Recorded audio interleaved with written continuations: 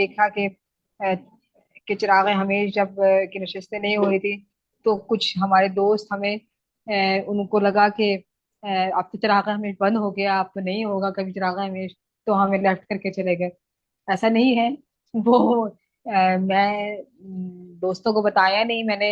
मैं शदीद बीमार थी, इसलिए मैं नहीं काम कर सक रही थी। तो लेकिन कोशिश यही थी कि इसीलिए हमने बीच में चाह हमेश दोबारा ओपन किया था। चाह हमेश कभी कभी किसी की वजह से बहुत नागुजी कोई मसला हो जाए तो वो हो सकता है, कोई परिणाम नहीं हो सकता, लेकिन चिराग हमेश जारी रहेगा।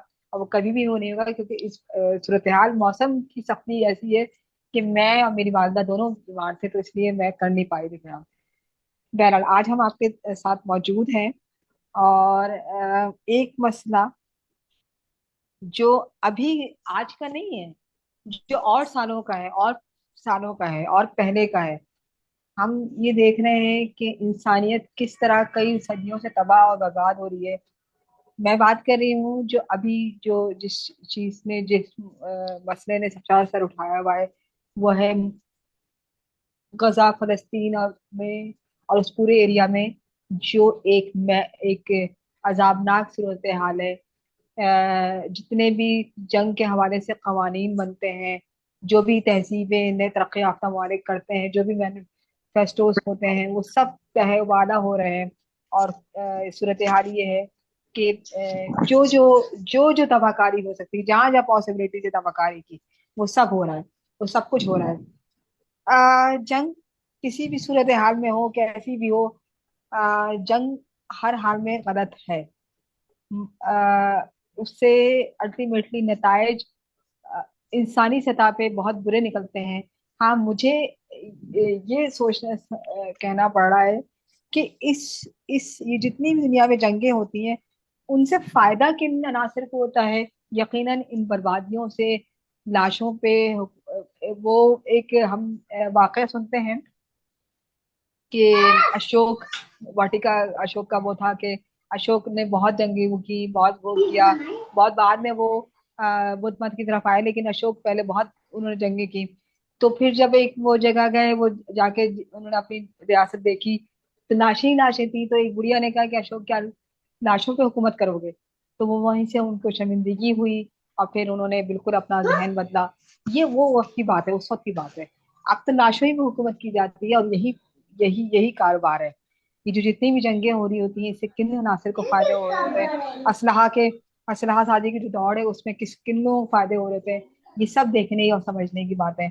और सबसे बढ़कर रंग, नस्ल, मजहब, इस सब को वो करके जो बुनियादी इंसानी सतह है, जो एक दूसरे के हम हैं तो एक ही बट्टी के सब बने हुए, तो वो सब भूल जाते हैं, और बीच में आ जाता है रंग, मजहब, नस्ल, ये सब चीजें आ जाती हैं। तो आज हमने इसी हवाले से प्रोग्राम रखा है, गुफ्तगू रखी है, कुछ तकरीकात भी हम सुनेंगे इस सिलसिले में। आ, चिराग हमेश की खसूसियत ये है कि वो और अदीब की बुनियादी तौर पर खसूसियत, मैं चिराग हमेश की बात नहीं कर रही, अदब का एक बुनियादी किरदार ये होना चाहिए कि वो बुनियादी उसको बुनिया उसके कि दरअसल जंग ही गलत है। जब इसका फ्लायर बना रही थी, तो मैं इसका सोच रही थी कि क्यों ना इसका उन्वान जंग और जंग रखा जाए आज के मौजू को, क्योंकि हम रसदों से जंग ही देख रहे हैं।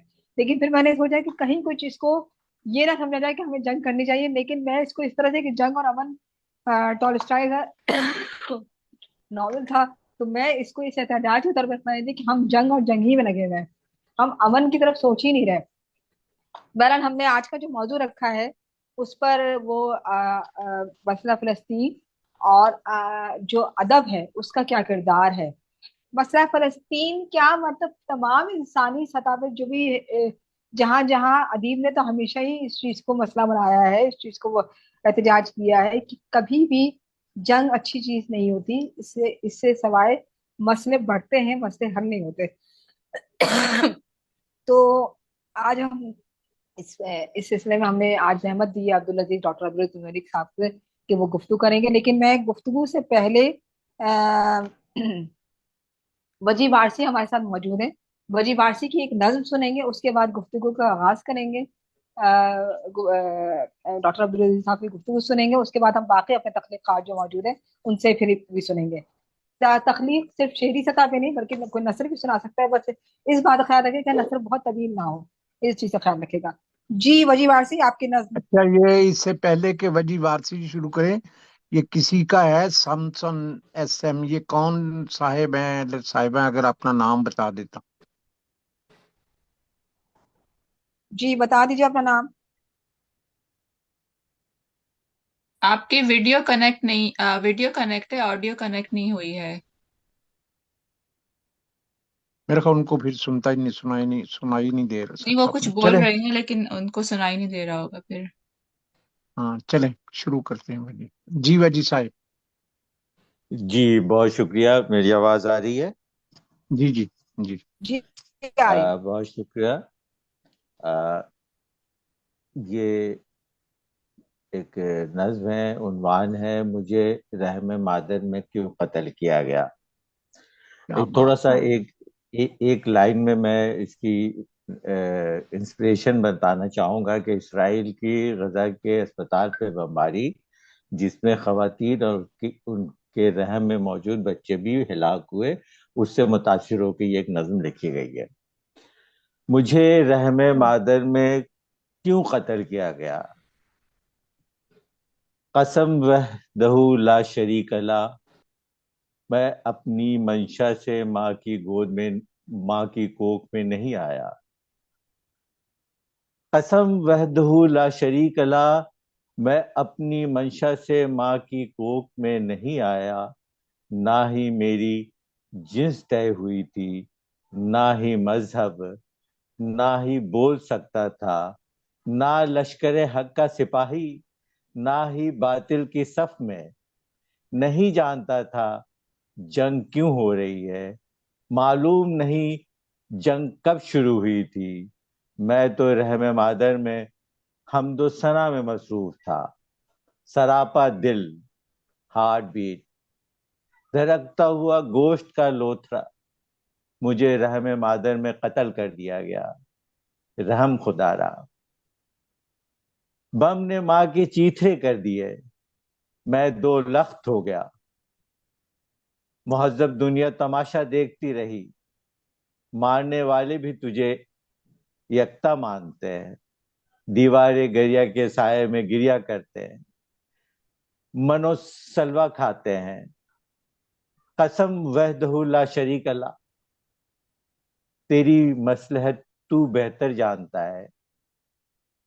रब्बुल इज्जत, मुसब्बिबुल असबाब, रहमान, रहीम, जब्बार, कहार, भले से जालिमों पर मनोसलवा भेज, या वहशियों को ताउन में मुब्तला कर, या तमाशा देखने वालों को सब्त का बंदर बना दे, या मजलूमों के लिए अबाबील भेज, या मुझे रहम मादर में मुद्दत गुजारने दे मौला। बहुत शुक्रिया।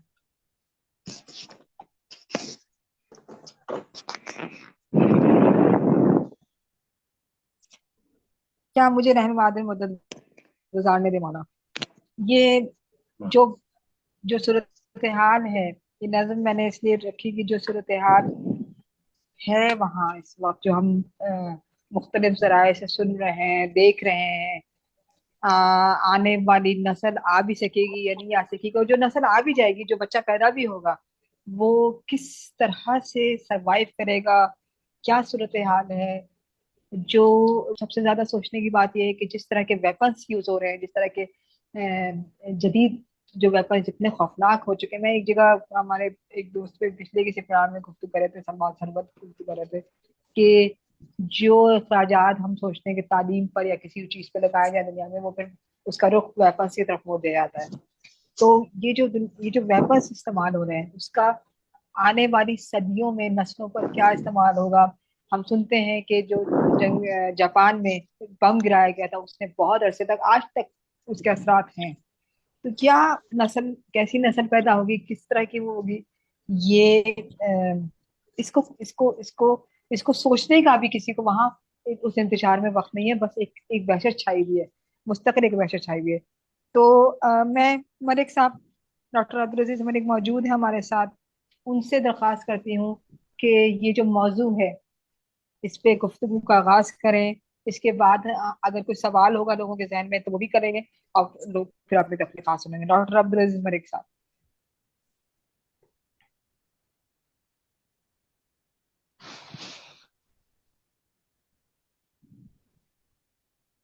मलिक साहब को मेरी आवाज आ रही है?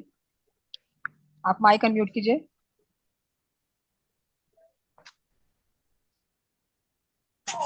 जी, अब आवाज आ रही? हाँ जी, अब हाँ आ रही जी, है। हाँ जी। जी, सबसे पहले तो आपका शुक्रिया कि आप ने इस मौजू पर गुफ्तगू का मौका फराहम किया। यकीनन ये एक पेचीदा और मेरा ज़ाती ख्याल है कि मुश्किल मौजू है, जिसको हम तारीखी पस मंज़र के बगैर नहीं समझ सकते। और इस वक्त जो बैनुल-अक़वामी सतह पर सूरत हाल मौजूद है, और ख़ास तौर पर जो अरब की सियासत है, उसको समझे बगैर भी इस मसले को नहीं समझा जा सकता। तो जो हालिया हमला है हमास का इसराइल पर, वो मेरा ज़ाती ख्याल है कि एक सोचा समझा एक हमला है, और ये नागुज़ीर था हमास के लिए कि अगर वो इस वक्त खामोश रहते तो सूरत हाल बिल्कुल मुख्तलिफ हो सकती थी। और इसके पसे पुश्त अगर हम देखें तो जो 2020 में होने वाला अब्राहम अकॉर्ड्स है, वो इसके पीछे मौजूद है। सो इसको हम उर्दू में इब्राहिमी मुआहिदा भी कहते हैं, जो 2020 में वक़ू पजीर हुआ।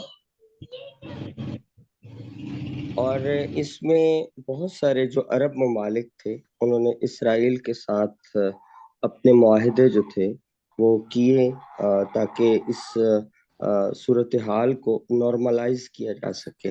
सो नॉर्मलाइज करने के इस चक्कर में जो मुत्तहिदा अब अरब अमारात था, उसने इसराइल के साथ मुआहिदा किया, और फिर इसके साथ बहरीन, फिर सूडान, और फिर मराकेश। ये वो ममालिक हैं जिन्होंने ना सिर्फ इसराइल की इस हैसियत को तस्लीम किया, बल्कि इसराइल के साथ अपने तिजारती ताल्लुकात जो थे वो भी बेहतर बनाने की कोशिश की है, और बल्कि बनाए भी हैं। मसलन मुत्तहिदा अरब अमारात इब्राहिम अकॉर्ड्स के बाद इसराइल का एक बेहतरीन तिजारती जो शरीक है वो बनकर उभरा है। और अबू ज़ाबी ने पिछले कोई साल डेढ़ साल के मुख्तसर अरसे में 70 से 60 करोड़ डॉलर की जो तिजारत है वो इसराइल के साथ की है। इसके अलावा सेहत, हवाबाजी, फूड सिक्योरिटी, ज़राअत और दिफा के हवाले से भी बहुत सारे मुआहिदे जो हैं वो उन्होंने किए हैं इसराइल के साथ। सो इस तरह ये सिलसिला जो है ये यहाँ नहीं रुकता, बल्कि बहरीन ने भी इसराइल के साथ 220 मिलियन डॉलर जो है उसका मुआहिदा किया है।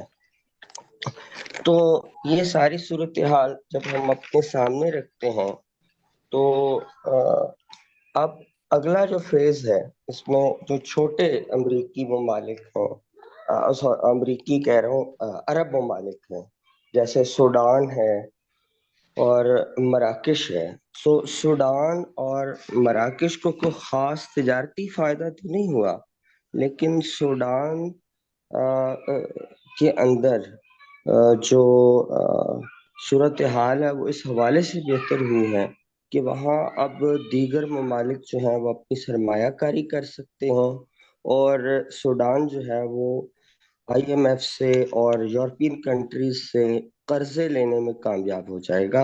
और इसके अलावा जो सूडान है उसकी जो मगरबी सहारा है, सहारा जो सहरा है, उस पर उनकी सुपरमेसी जो है वो कायम हो जाएगी। تو اس طرح ایک صورتحال جو تھی عرب ممالک کی وہ اسرائیل کی طرف بڑھتی جا رہی تھی. پھر اب سعودی عربیہ اور باقی جو ممالک ہیں وہ ظاہر ہے کہ اب تیار بیٹھے تھے، اور اگر حماس اسرائیل کے اوپر حملہ نہ کرتا تو جو ان کا وجود تھا وہ ظاہر خطرے میں پڑ جاتا، اور تمام عرب ممالک جہاں اسرائیل کی سرحدیں موجود ہیں ان کو وہ قبول کرتا چلا جا رہا تھا. تو میرا خیال ہے کہ اس کے بعد کہاں گئے فلسطینی اور کہاں گئے وہ عرب جو اس خطے میں پہلے سے بستے چلے آ رہے تھے، ان کا وجود ہی شاید ختم ہو جاتا. تو اب جو حملہ حماس نے کیا ہے یہ بنیادی طور پر ابراہم اکارڈز کے جو آؤٹ کمز ہیں ان کا خاتمہ ہو گیا ہے، یا کم از کم میرا خیال ہے کہ وہ معطل ہو کر رہ گئے ہیں. سو یہ ایک طرح کی حماس کی بین الاقوامی سطح پر ہونے والے معاہدوں کے خلاف ایک کامیابی ہے. اور دوسری چیز ہمیں یہ بھی ذہن میں رکھنا ہوگی کہ یہ جو ابراہم اکارڈز ہیں اس میں جو کچھ اکانومک کوریڈورز ہیں، جیسے چین جو ہے the belt and road global infrastructure programme کے تحت اس خطے کے اندر خاصی دلچسپی رکھتا ہے. اور ابھی چین نے ایران کے ساتھ اپنا 25 سالہ معاہدہ کیا ہے اور اس کے ساتھ اپنے تجارتی تعلقات کو مضبوط بنا رہا ہے. پھر یہ ایران سے آگے مڈل ایسٹ کی طرف اپنی تجارت کرنے کا خواہاں ہے. اسی طرح رشیا کی بھی یہاں پر انٹرسٹ موجود ہے. سو جو مصر ہے اس کے ساتھ، تو یہ ایک طرح کا اکانومک کوریڈور. پھر دوسری طرف سے انڈیا، اسرائیل اور یورپین کنٹریز جو ہیں وہ اپنا ایک الگ بلاک رکھتی ہیں. سو ایک طرف چائنا اور ایران، اور تو دوسری طرف امریکہ اور دوسری کیپٹلسٹ کنٹریز. سو میرا جہاں تک خیال ہے کہ اس وقت جو ہے یہ جو عزائم ہیں کیپٹلسٹ کنٹریز اور خاص طور پر امریکہ کے، وہ ان کو خاصا دھچکا لگا ہے. دوسرا جو اسرائیل کا دفاعی نظام ہے جس کو وہ آئرن ڈوم کے نام سے موسوم کرتے ہیں، اور اس کے بارے میں یہ خیال کیا جا رہا تھا یہ خاصا مضبوط اور بڑا اہم ایک دفاعی یا ڈیفنس سسٹم ہے جو اس کو امریکہ نے پرووائڈ کیا تھا. اور جیسے ہی 5000 لگاتار میزائل حماس نے داغے تو آئرن ڈوم جو تھا وہ ڈسٹرب ہوا، اور وہ جو اس سے توقع کی جا رہی تھی وہ نہیں دے پایا. سو اس طرح جو یہ سسٹم ہے اس پر بھی ایک سوالیہ نشان لگا ہے. پھر موساد کی جو دفاعی ایجنسی ہے موساد اسرائیل کی، وہ کہاں موجود تھی، اور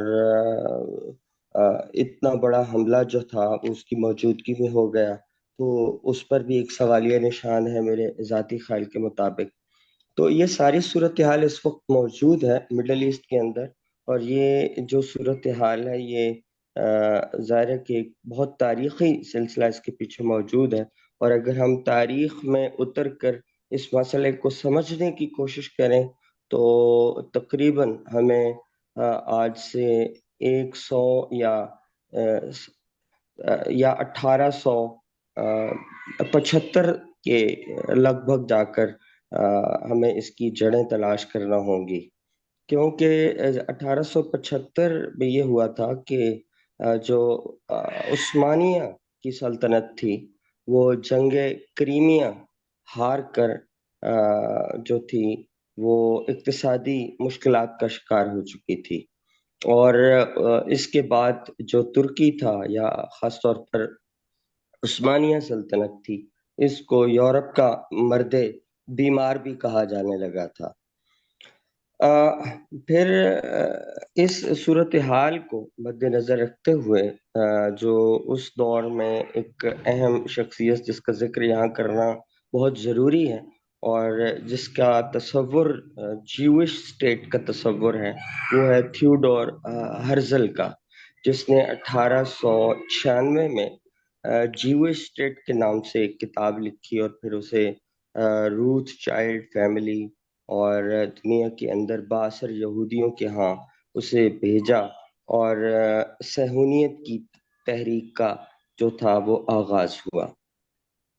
لیکن اس تحریک کا آغاز کرنے سے پہلے تھیوڈور ہرزل جو تھا وہ سلطنت عثمانیہ کے آخری بادشاہ عبدالحمید سے ملا تھا، اور اس نے درخواست کی تھی کہ ہم یورپ کے مرد بیمار کو کی جو معیشت ہے اس کو ہم توانائی فراہم کریں گے، بشرطے کہ آپ ہمیں اس اسرائیل یا فلسطین کا جو یہودیوں کا علاقہ ہے اس میں ہمیں رہنے کی اجازت دی جائے۔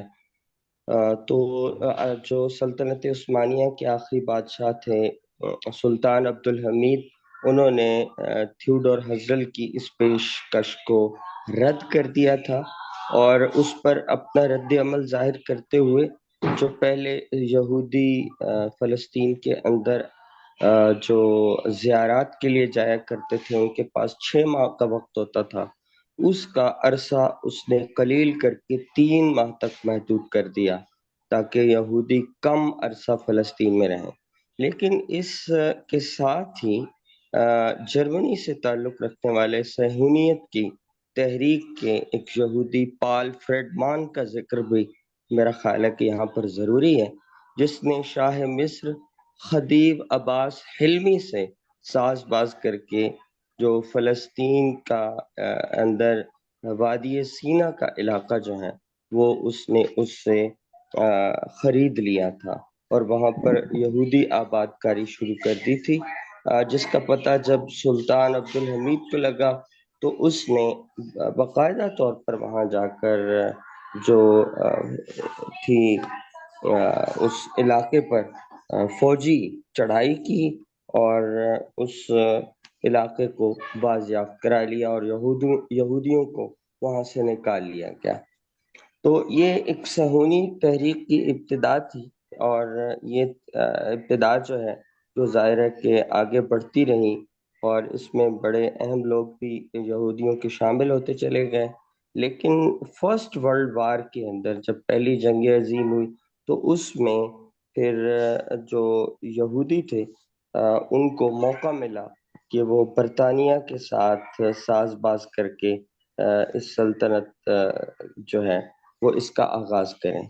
فرسٹ ورلڈ وار کے اندر عثمانیہ کی سلطنت جو تھی وہ شکست کھا گئی، اور بہت سارے علاقے جو تھے وہ برطانیہ کے قبضے میں چلے گئے، اور جب برطانیہ کے قبضے میں چلے گئے تو پھر یہودی جو تھے وہ چونکہ بلفور کا معاہدہ کر چکے تھے، اس سلسلے میں انہوں نے جیوش اسٹیٹ کی جو ابتدا تھی یا اس کا جو معاہدہ تھا وہ انہوں نے اس کے تحت انہوں نے یہ علاقہ حاصل کر لیا تھا۔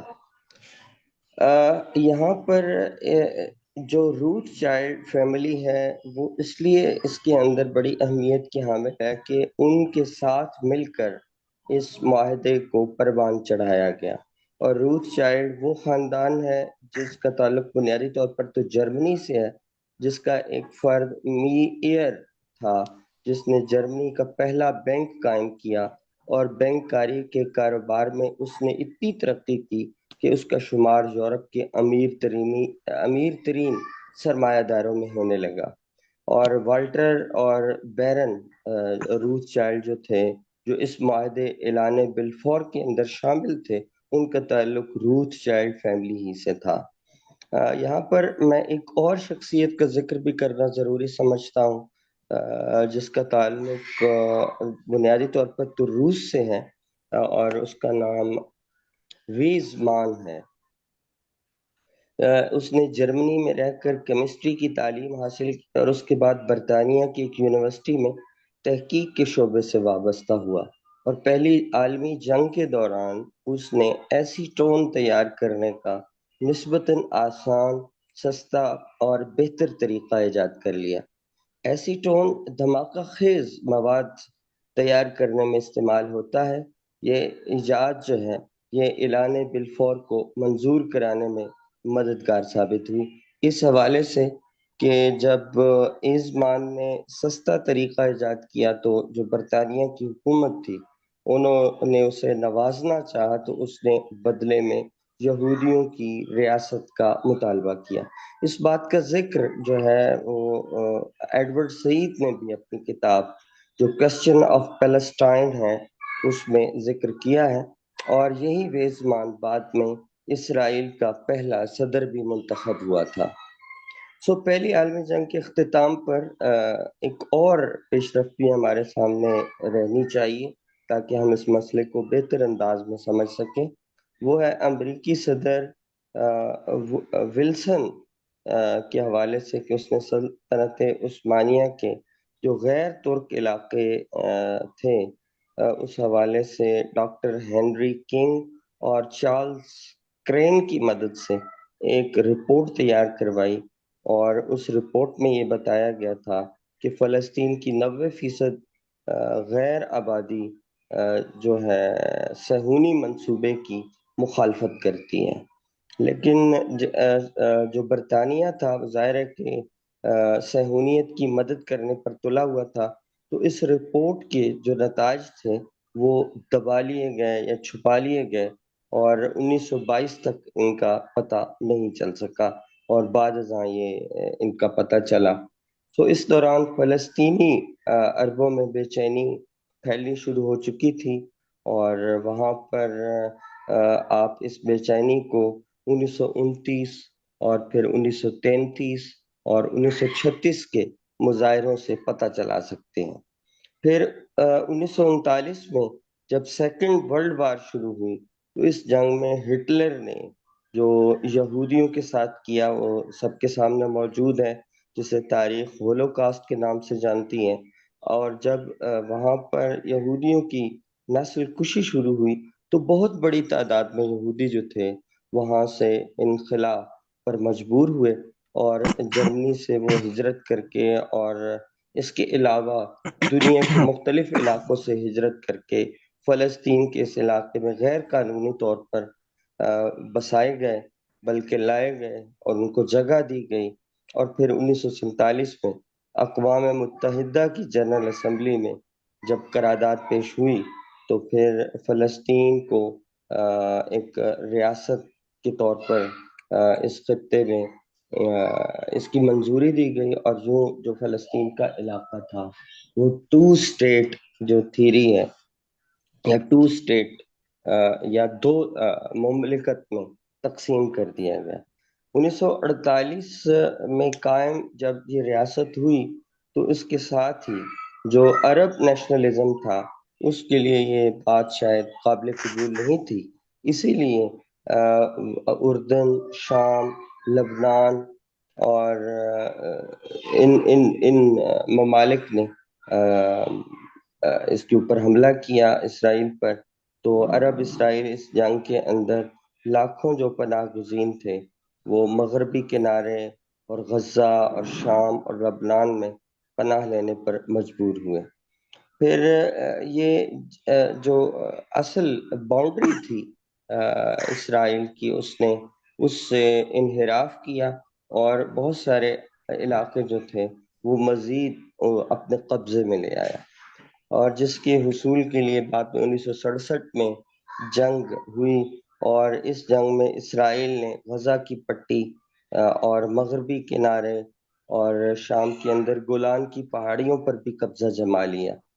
یہ تسلسل اس وقت سے لے کر ابھی تک جاری و ساری ہے، اور یہ سلسلہ جو ہے یہ اسرائیل نے جاری رکھا ہوا ہے۔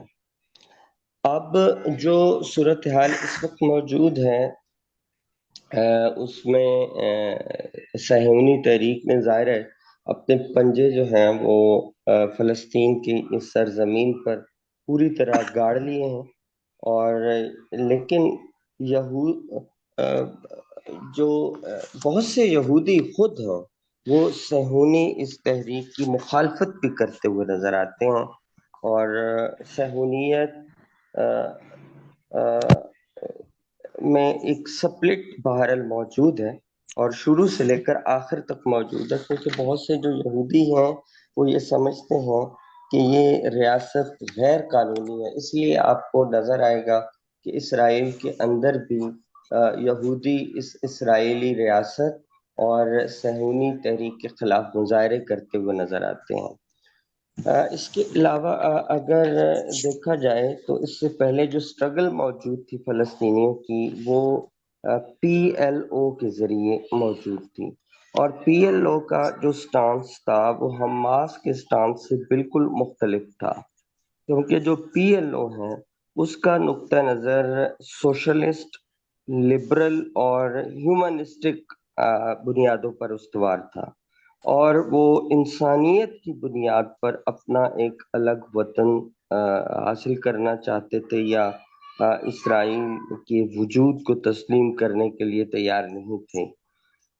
اور یاسر عرفات کی یہ ساری سٹرگل جو تھی یہ 2005 تک موجود رہی، اور اس دوران بہت سے معاہدے بھی ہوئے، لیکن جو حماس ہے یہ بنیادی طور پر مصر کے اندر موجود اخوان المسلمین کا ایک ونگ ہے، اور یہ جنگ جو ہے یا حماس جو ہے یہ شروع میں جب 1967 کی بار ہوئی تھی تو اس کے اندر یہ شامل نہیں تھا، بلکہ اس نے اس جنگ کے اندر حصہ نہیں لیا تھا، اور ایک فلاحی تنظیم کے طور پر موجود رہا ہے۔ حماس کا جو ملیٹنٹ ونگ ہے یہ جا کر 80s کی دہائی کے اندر ایکٹیو ہوتا ہے، اور یہ بندوق اٹھاتے ہیں، اور ایک یہ تصور بھی موجود ہے کہ چونکہ پی ایل او سوشلسٹ اور ہیومنسٹک بنیادوں پر اس سرزمین کے لیے سٹرگل کر رہے تھے، اور جو حماس تھا وہ ریلیجس ونگ تھا، سو اس پی ایل او کی اس اسٹرانگ فوٹنگ کو کمزور کرنے کے لیے حماس کو بذات خود جو اسرائیل ہے اس نے کھڑا کیا ہے، اور تاکہ جو ریلیجس سینٹیمنٹس ہیں اس کی مدد سے ان سوشلسٹ اور لبرل خیالات کو اور ہیومنزم کی بنیاد پر لڑنے والوں کو جو ہے وہ شکست دی جا سکے یا ان کو کمزور کیا جا سکے، کیونکہ جو مصر تھا اس میں جمال عبد الناصر جو تھا اس کی جو سوچ تھی، جو فکر تھی وہ رشیا کی فکر کے ساتھ ملتی جلتی تھی، یا یوں دوسرے لفظوں میں آپ یوں بھی سمجھ سکتے ہیں کہ وہ سوشلسٹ بلاک کا حصہ بننے کے لیے جا رہا تھا۔ آپ نے دیکھا ہوگا کہ چے گویرا کی بھی جمال عبد الناصر کے ساتھ ملاقاتیں ہیں، فیدل کاسترو کی بھی ہیں، تو مصر کی جو ٹینڈنسی تھی وہ سوشلسٹ بلاک کی طرف تھی، اور اس کے خاتمے کے لیے ضروری تھا کہ حماس جیسے جو تنظیمیں ہیں ان کو ایکٹیو کیا جائے۔ پھر 1973 کے اندر جو وار ہوئی عربوں کے ساتھ، تو اس میں پیلسٹائن پی ایل او کے بہت سارے ملیٹنٹ گروپ جو تھے ان کی اوپر جب فائرنگ کی گئی تو وہ اردن میں پناہ لینے پر مجبور ہوئے۔ سو اردن کے اندر جو علاقے ہیں وہاں پر انہوں نے اپنے کیمپ بنائے، اور ان کیمپوں کے اندر سے وہ اسرائیل کے اوپر بمباری کر رہے تھے۔ تو اردن کے ان علاقوں سے جب اسرائیل پر بمباری ہوتی تھی تو اسرائیل نے اردن کے جو شاہ تھے ان سے کہا کہ آپ کی ٹیریٹری سے ہمارے اوپر حملے ہو رہے ہیں، سو آپ ان کا سد باب کریں، ورنہ پھر ظاہر ہے کہ ہم حملے کے لیے تیار ہو جائیں گے۔ سو اردن نے یہ عذر ظاہر کیا کہ ہماری جو آرمی ہے وہ اس قابل نہیں ہے کہ ہم پی ایل او کے مجاہدین کا مقابلہ کر سکیں، سو ہمارے پاس تو اتنی ہتھیار ہے اور نہ ٹیکنیک ہے۔ سو اس کے بدلے میں اسرائیل اور امریکہ جو تھا اس نے اردن کو اسلحہ فراہم کیا، اور ٹیکنیکل اسسٹنس کے لیے جو پاکستان کی آرمی تھی وہ تیار کی گئی، اور یہاں پاکستان سے بریگیڈیئر ضیاء الحق کو اس مشن کے لیے اردن میں بھیجا گیا تھا.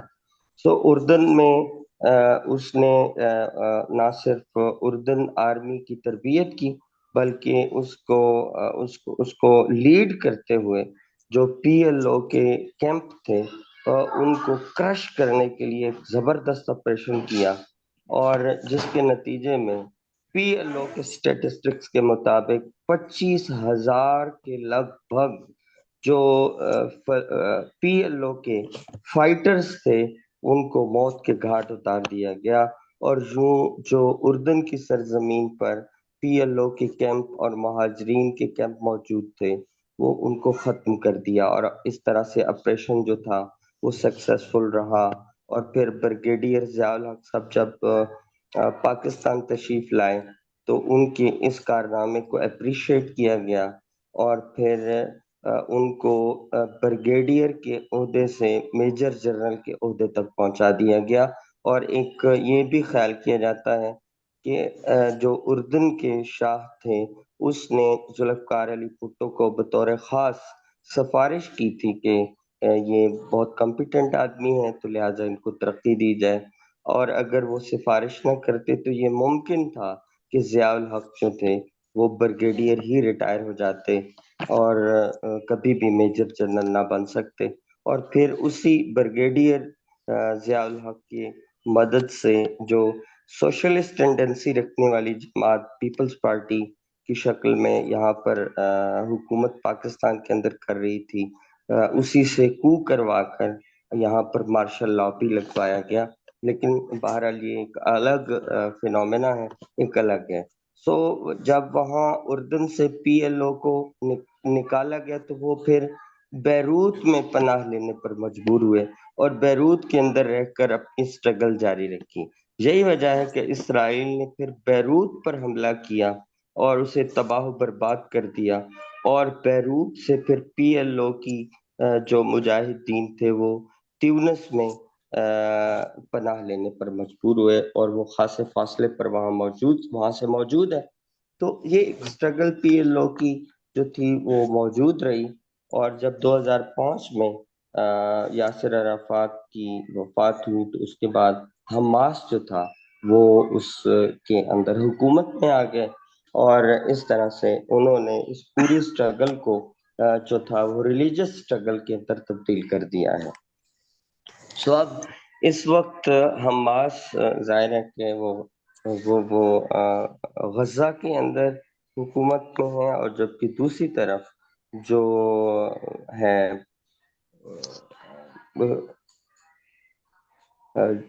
علاقہ ہے فلسطین کا وہاں پی ایل او کی حکومت, یہ بھی آپس میں ایک دوسرے کے ساتھ لڑتے رہتے ہیں, اور ان کا ایک دوسرے کے ساتھ جو ہے نا ایک رفٹ ایک طرح کی موجود ہے.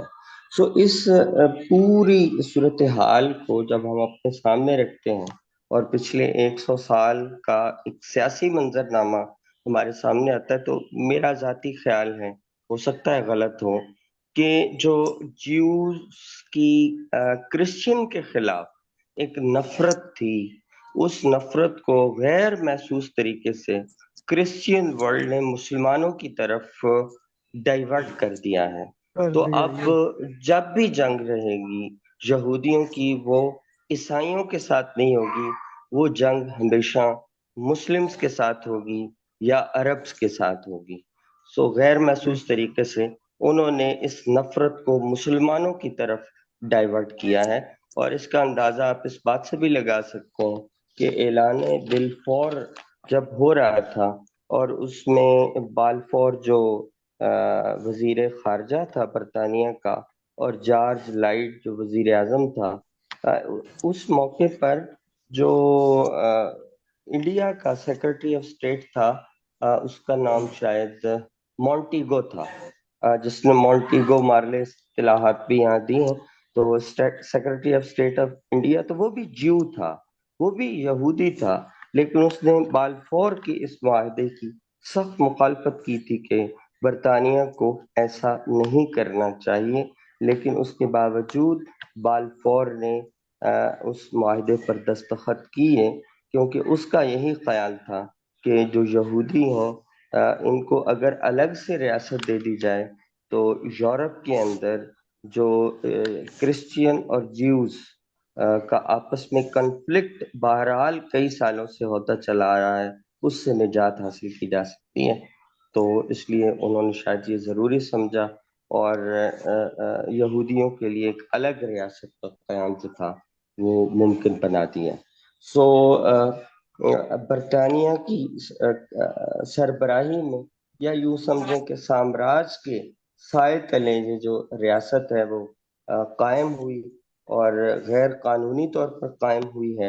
اور اس میں جو وہاں پر رہنے والے باشندے ہیں جن کا اس سرزمین پر حق ہے، ان کو گھروں سے بے دخل کر دیا گیا ہے.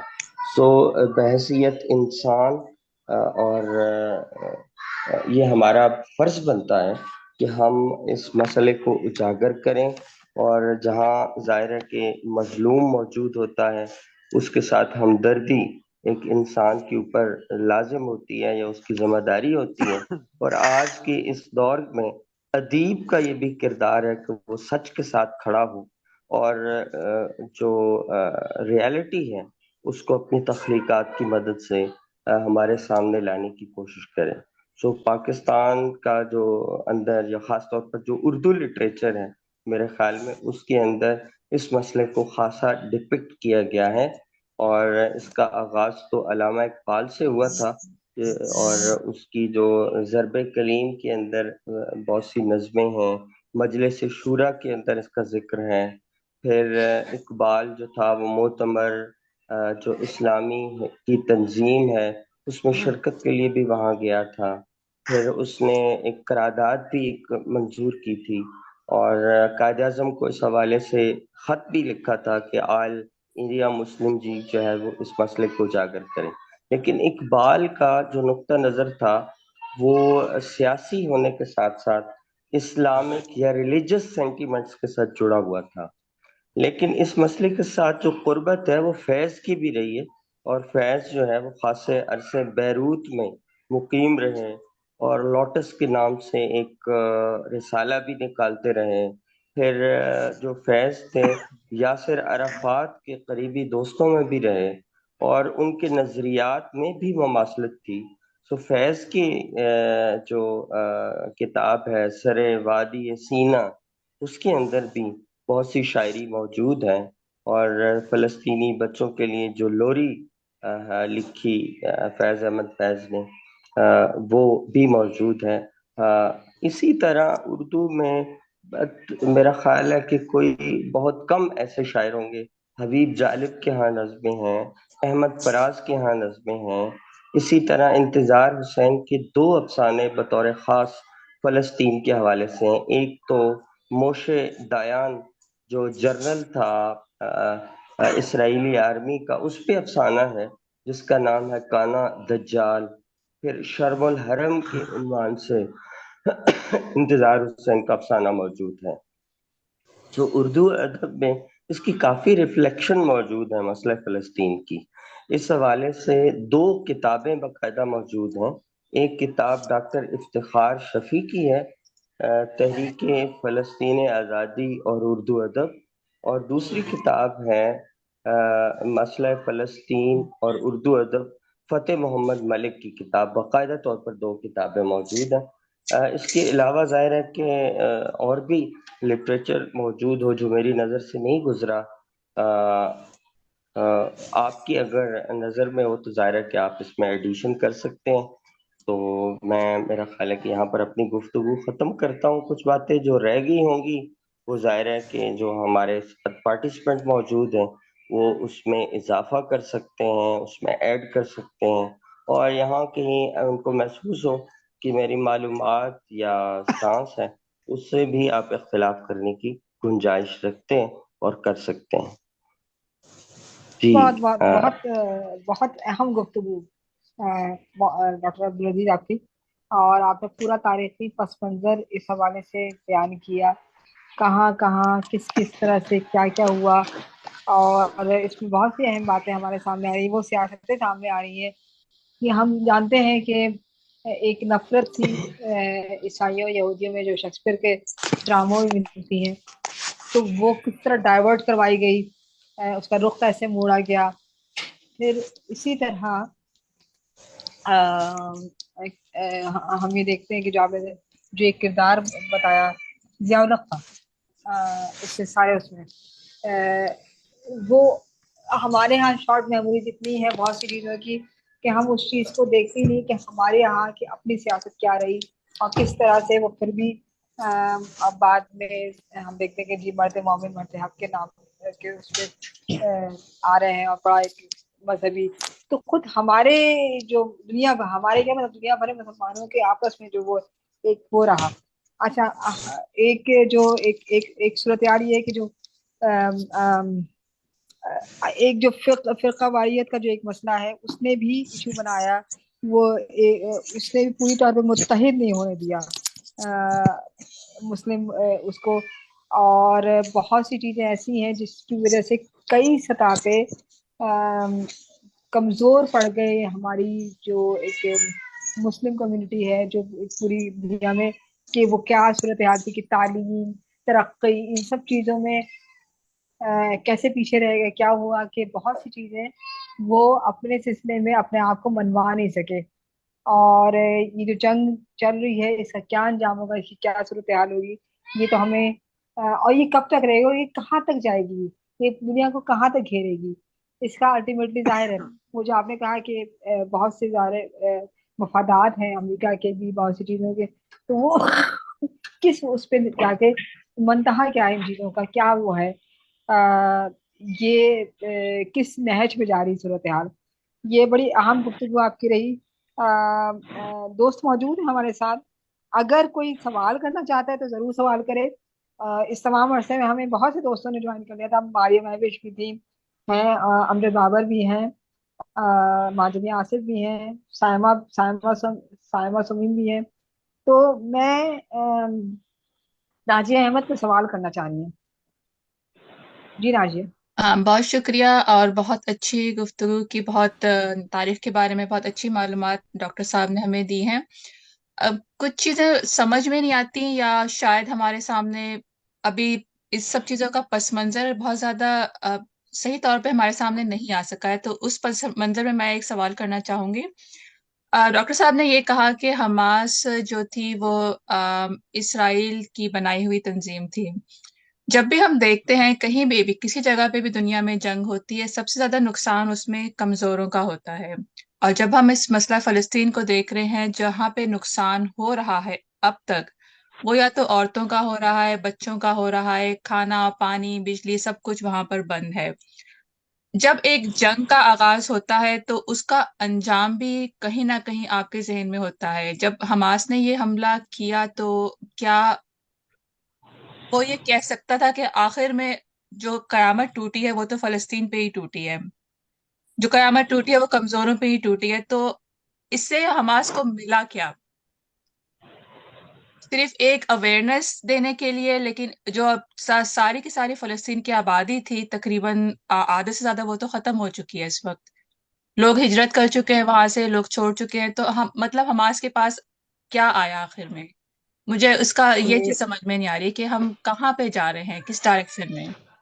اس کے ساتھ اس ہی میں ایک منٹ عزیز صاحب، اس کے ساتھ ہی میرا بھی اسی کا سوال ہے، ایسا ہی ہے. میں اس کو بھی ساتھ ہی شامل کر دیتا ہوں تاکہ آپ کو جواب دینے میں آسانی ہو. بات یہ ہے کہ یہ جو پچھلے پوری 70 کی دہائی اور 80 کی دہائی تک وہ جتنا یہ جنگ و جدل ہوا یہاں اور جتنی وہ خون کی ندیاں بہی ہیں، یہ لگتا تھا کہ نظر آ رہا تھا کہ یہ 5 10 سال 15 سال سے وہ کچھ معاملات کم ہو رہے تھے، وہ خون کی ندیاں بہنا کم ہو گئی تھی اور مذاکرات کا زور آہستہ آہستہ چل رہا تھا. اور اس خطے سے امریکہ کی وہ جو ایک سپرنس جو تھی وہ ختم ہو رہی تھی آہستہ آہستہ. چائنا جو ہے اس نے سعودی عرب کی ایران سے صلح کرا دی، اسرائیل سے تعلقات کرا دیے، یہ سب ہو رہا تھا. اور لگتا تھا کہ شاید 1 2 سال کے اندر اندر مذاکرات میں اسرائیل کو اس بات پہ مجبور کر دیا جائے کہ وہ ایک دو ریاست کا جو خاکہ تھا، جس کو جب یہ اقوام متحدہ میں جب پیش کیا گیا تھا تو اس وقت اسرائیل نے مخالفت نہیں کی تھی، بعد میں کی ہے، اس وقت عربوں نے کی تھی مخالفت کہ نہیں ہم دو ریاستیں. تو خیر یہ بہت ایک پرانا طریق ہے، لیکن یہ لگتا ایسا تھا کہ یہ اب خطہ جو ہے یہ کچھ امن کی طرف جا رہا ہے، اور شاید اسرائیل سے کچھ مذاکرات کر کے. لیکن یہ ہمیشہ ہوتا ہے کہ یہ جو متعصب تنظیمیں ہوتی ہیں، چاہے وہ ان کا مذہب کسی بھی مذہب سے تعلق ہو، چاہے وہ کرسچن ہو، مسلمان ہو، یہودی ہو، کوئی بھی ہو، ان کا آپس میں ایک انکہا سا ریلیشن ہوتا ہے. وہ ایک دوسرے کو تباہ بھی کرنا چاہتی ہیں لیکن ایک دوسرے کی ہیلپ بھی کرتی ہیں. اب انہوں نے دیکھا کہ بھئی یہ جو اگر ایسے مذاکرات سے یہ امن ہو گیا، یہ بحال ہو گیا، جیسا کہ آپ نے پہلے کہا کہ پی ایل او جو تھی وہ فلسطین کے مسئلے کو ایز اے انسانیت کے مسئلے پہ، مذہب کی بجائے ایز اے انسانیت کے مسئلے پہ زیادہ لیتی تھی، لیکن حماس جو ہے وہ ایک مذہبی حوالے سے ہے. تو انہوں نے یہ مذہب، اب دیکھیں وہ جیسے ناچیہ نے کہا کہ بھئی آپ نے ایک کوئی اس وقت ایسی صورتحال نہیں ہو رہی تھی، آپ نے یہ حملہ کر کے وہ تمام جو مذاکرات کے امن کے مذاکرات ہو رہے تھے جو اس رستے پہ جا رہے تھے کہ شاید کوئی 2 4 5 سال میں یہ معاہدہ بھی ہو جاتا، اس کو آپ نے سبوتاژ کر دیا. اور پھر آپ نے دیکھا کہ آپ تو جا کر بیٹھ گئے، پوری دنیا کو وقت پڑا ہوا ہے کہ اس جنگ کو کیسے ختم کیا جائے، کیونکہ ایک بوند جو ہے وہ جاتی ہے نیچے پانی کے ملبے کے نیچے تو وہاں 10 بچے جو ہیں وہ منہ کھولے بیٹھے ہیں. تو انہوں نے بالکل، میں ناجیہ صاحب سے بالکل اتفاق کرتا ہوں کہ جب انہوں نے یہ حملہ کیا تھا تو ان کا کیا تھا کہ اسرائیل بالکل آگے سے کوئی جوابی کاروائی نہیں کرے گا، وہ ہتھیار پھینک دے گا، اور کیا اس سے یہ امن مذاکرات جو ہے وہ ختم ہو گئے ہیں، تو اس سے اس خطے کو کیا فائدہ؟ حماس کا جو حملہ ہے، اب اس کے حوالے سے نا دو طرح کی تھیریز ہیں. ظاہر ہے کہ اس کو ہم کنسپائریسی تھیریز بھی کہہ سکتے ہیں. پہلی بات تو یہ ہے کہ یہ جو ابراہم اکارڈز ہیں، یہ مختلف معاہدے ہوتے چلے جا رہے ہیں، اور ہر عرب ملک جو ہے وہ اسرائیل کو تسلیم کرتا چلا جا رہا ہے. جیسے ہم نے دیکھا کہ یو اے ای نے تسلیم کر لیا، اس کے بعد جو تھا بحرین، اس نے تسلیم کر لیا، اور وہاں پر نہ صرف تسلیم کیا بلکہ اپنی انویسٹمنٹ بھی کی ہے، جو ٹیکنالوجی کے میدان میں، ہوا بازی کے میدان میں، اور دیگر جو مختلف میدان ہیں زندگی کے، خاص طور پر فوڈ سیکیورٹی کے حوالے سے، زراعت کے حوالے سے، دفاع کے حوالے سے. تو یو اے ای کا ایک ریلیشن بنتا چلا جا رہا تھا. اب کچھ عرصے کے بعد جو تھا وہ سعودی عرب بھی جو اس کو تسلیم کرنے کے لیے جا رہا تھا، اور اگر سعودی عرب تسلیم کر لیتا تو ایک بحث پاکستان کے اندر بھی موجود تھی کہ وہ بھی اسرائیل کو ایکسیپٹ کر لیتے، کیونکہ جو دباؤ تھا وہ اس بات پر تھا کہ اگر سعودی عرب اسرائیل کو ایکسیپٹ کر لے گا تو ہماری جو عوام ہے اس کا پریشر ہماری حکومت پہ کم ہوگا، کیونکہ ہمارے پاس اپنی عوام کے سامنے یہ دلیل ہوگی کہ سعودی عرب جیسے ملک نے اگر اسرائیل کو ایکسیپٹ کر لیا ہے تو ہمیں کیا مسئلہ ہے. سو پھر پاکستان بھی کر لیتا، اور پھر باقی اسی طرح یہ جو سلسلہ ہے وہ پوری دنیا میں چل نکلتا. اس سے پہلے کہ سعودی عرب کے اسرائیل کے ساتھ معاہدے ہو جاتے جس طرح کے یو اے ای کے ساتھ ہوئے ہیں، اب تو یو اے ای کے اندر جو یہودی ہیں وہ اپنی عبادت گاہیں بھی تعمیر کر رہے ہیں، ان کو اس بات کی یو اے ای نے اجازت دے دی ہے اس انویسٹمنٹ کے نتیجے میں. تو ظاہر ہے کہ یہی چیز جو تھی وہ سعودی عرب کے ساتھ بھی ہوتی. تو اب حماس اگر اس کے اوپر حملہ نہ کرتا تو پوری عرب ورلڈ جو تھی وہ اس کو ایکسیپٹ کر لیتی، اور جو فلسطینی موجود تھے وہ ظاہر ہے کہ وہ جو اپنے گھروں سے بے دخل ہیں، یا جو اصل علاقے ہیں فلسطین کی جس کے اوپر وہ قابض ہے، وہ وہاں پر اس کی سرحدیں پختہ ہو جاتی. سو اس مسئلے کو ہائی لائٹ کر کے نہ صرف انہوں نے اب جو سعودی عرب اور دیگر عرب ممالک یا خاص طور پر مسلمان ممالک ہیں، ان کی اسرائیل کو ایکسیپٹ کرنے کا جو سلسلہ ہے، میرا خیال ہے کہ 15-20 سال تک کے لیے مؤخر کر دیا ہے۔ اور دوسرا یہ کیا ہے کہ جو ابراہمک اکارڈز تھے، جو اسرائیل اور ٹرمپ کی سربراہی میں ہوئے تھے، وہ سارے کے سارے اس وقت معطل ہو چکے ہیں، جس کا اثر جو ہے وہ نہ صرف اسرائیل کے الیکشن پر پڑے گا بلکہ امریکہ کے الیکشنز پر بھی پڑے گا، جو مستقبل میں شاید ہونے والا ہے۔ اور دوسری طرف جو نیتن یاہو ہے، اس کے بارے میں یہ خیال ہے، دوسری جو تھیری موجود ہے، کہ یہ جو حماس کے حملے ہیں، یہ دراصل یہ بالکل ویسے ہی حملے ہیں جیسے طالبان نے امریکہ کے اوپر ٹاورز پر کیے تھے۔ پھر اس کے بعد ان کے پاس ایک جواز پیدا ہوا تھا کہ وہ افغانستان کے اوپر حملہ آور ہو کر ان کو ہمیشہ کے لیے کرش کر دیں، اور انہوں نے پھر طالبان کو ختم کر دیا۔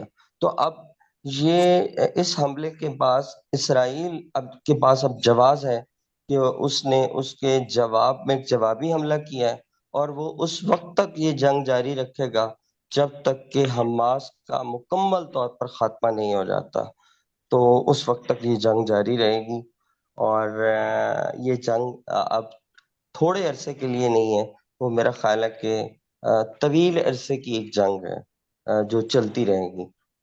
اور پچھلے 15-20 سالوں سے امن تھا، اور ظاہر ہے کہ وہ امن بین الاقوامی طاقتوں کے لیے شاید فائدہ مند نہ ہو، یا پھر امریکہ کا جو مخالف بلاک ہے، امریکہ کے بڑھتے ہوئے عرب کے اندر جو انفلوئنس ہے، اس کو روکنے کی بھی ایک کوشش ہو سکتی ہے کہ اتنے بڑے پیمانے پر ان کو ہتھیار کہاں سے آئے، اور اتنی جو ان کے پاس زبردست ٹیکنالوجی ہے ڈیفنس سسٹم کی، جس کو آئرن ڈوم کے نام سے جانا جاتا ہے، وہ کیسے جو ہے وہ کلیپس ہو گئی۔ اور ظاہر ہے کہ یہ ٹیکنالوجی ترقی یافتہ ممالک ہی انہیں پرووائڈ کر سکتے ہیں۔ وہ رشیا نے کی ہے، وہ چائنا نے کی ہے، وہ قطر نے کی ہے، وہ شام نے کی ہے۔ اس کا ظاہر ہے کہ اب میرے پاس کوئی ثبوت تو نہیں ہے، میرا اندازہ ہے کہ اس کے پیچھے بڑی طاقتیں موجود ہیں، اور اسرائیل اور جو حماس کی لڑائی ہے وہ دراصل ان کی اپنی لڑائی نہیں ہے، بلکہ ایک طرح کی پراکسی وار ہے جو وہاں اس خطے میں لڑی جا رہی ہے۔ اور ظاہر ہے کہ نقصان تو انہی کا ہوتا ہے جو وہاں کے مقامی ہیں اور اس خطے کے رہنے والے ہیں، جو کمزور ہیں اور غریب ہیں۔ میں جی آپ لوگوں کی اطلاع کے لیے یہ کہنا چاہتا ہوں کہ ہمارے آج کے اجلاس میں شوکت علی صاحب بھی تشریف رکھتے ہیں۔ یہ ایک جو ہے بہت عرصے سے پاکستان کی لیفٹ کی سیاست سے ان کا تعلق ہے، اور یہ فلسطین کے مسئلے پہ بھی ان کی گہری نظر ہے۔ تو میری ان سے گزارش ہے کہ شوکت صاحب اگر آپ کچھ کہنا چاہیں اس مسئلے پہ تو مختصر سا ضرور مرشاد فرمائیں۔ جی السلام علیکم شوکت صاحب۔ ہاں جی وعلیکم ٹھیک ہے، السلام۔ جی میری آواز آ رہی ہے؟ جی جی جی آ رہی جی ہے، آ رہی ہے۔ اپنی پارٹی کا نام بھی بتا دیں تا میں میرا لسن نام ہم میرا نام پیچھے دیکھ شوکت رہے ہیں چودھری ہے۔ آپ نے پی ایم ایل این کا لگایا ہوا ہے، تو آپ ضرور P M L N P M M G تو پی میرا ایم۔ تعلق پاکستان بات سے ہے۔ تو پچھلے 50 اچھا، سال سے میں اس فیلڈ میں ایکٹیو ہوں، 50 سال سے بھی زیادہ عرصے سے۔ تو ایک میگزین منشور کے نام سے ایک میگزین بھی ایڈٹ کرتا ہوں میں۔ تو میں پچھلے سال ان دنوں میں ترکی میں تھا۔ تو ترکی میں ایک لیبر کانفرنس تھی جو ترکی کی گورنمنٹ نے بلوائی تھی۔ تو وہ طیب اردگان صاحب سے بھی بالمشافہ میری ملاقات رہی۔ تو اس میں غزہ سے 2 ٹریڈ یونین لیڈر آئے ہوئے تھے، فلسطین سے، غزہ کے علاقے میں سے۔ تو جب ان سے میری بات چیت ہوئی تو ان سے میں نے وہاں کی صورتحال کو سمجھنے کی کوشش کی۔ تو انہوں نے کہا کہ ہم ایک طرح کی ایک بہت بڑی جیل میں رہتے ہیں، اور ہم وہاں سے نکل نہیں سکتے، کہیں آ جا نہیں سکتے، اور ہمیں جہاں کہیں آنا جانا ہوتا ہے तो हमें इसराइल से परमिशन लेना पड़ती है, तो उसकी परमिशन के बगैर हम मूव नहीं कर सकते।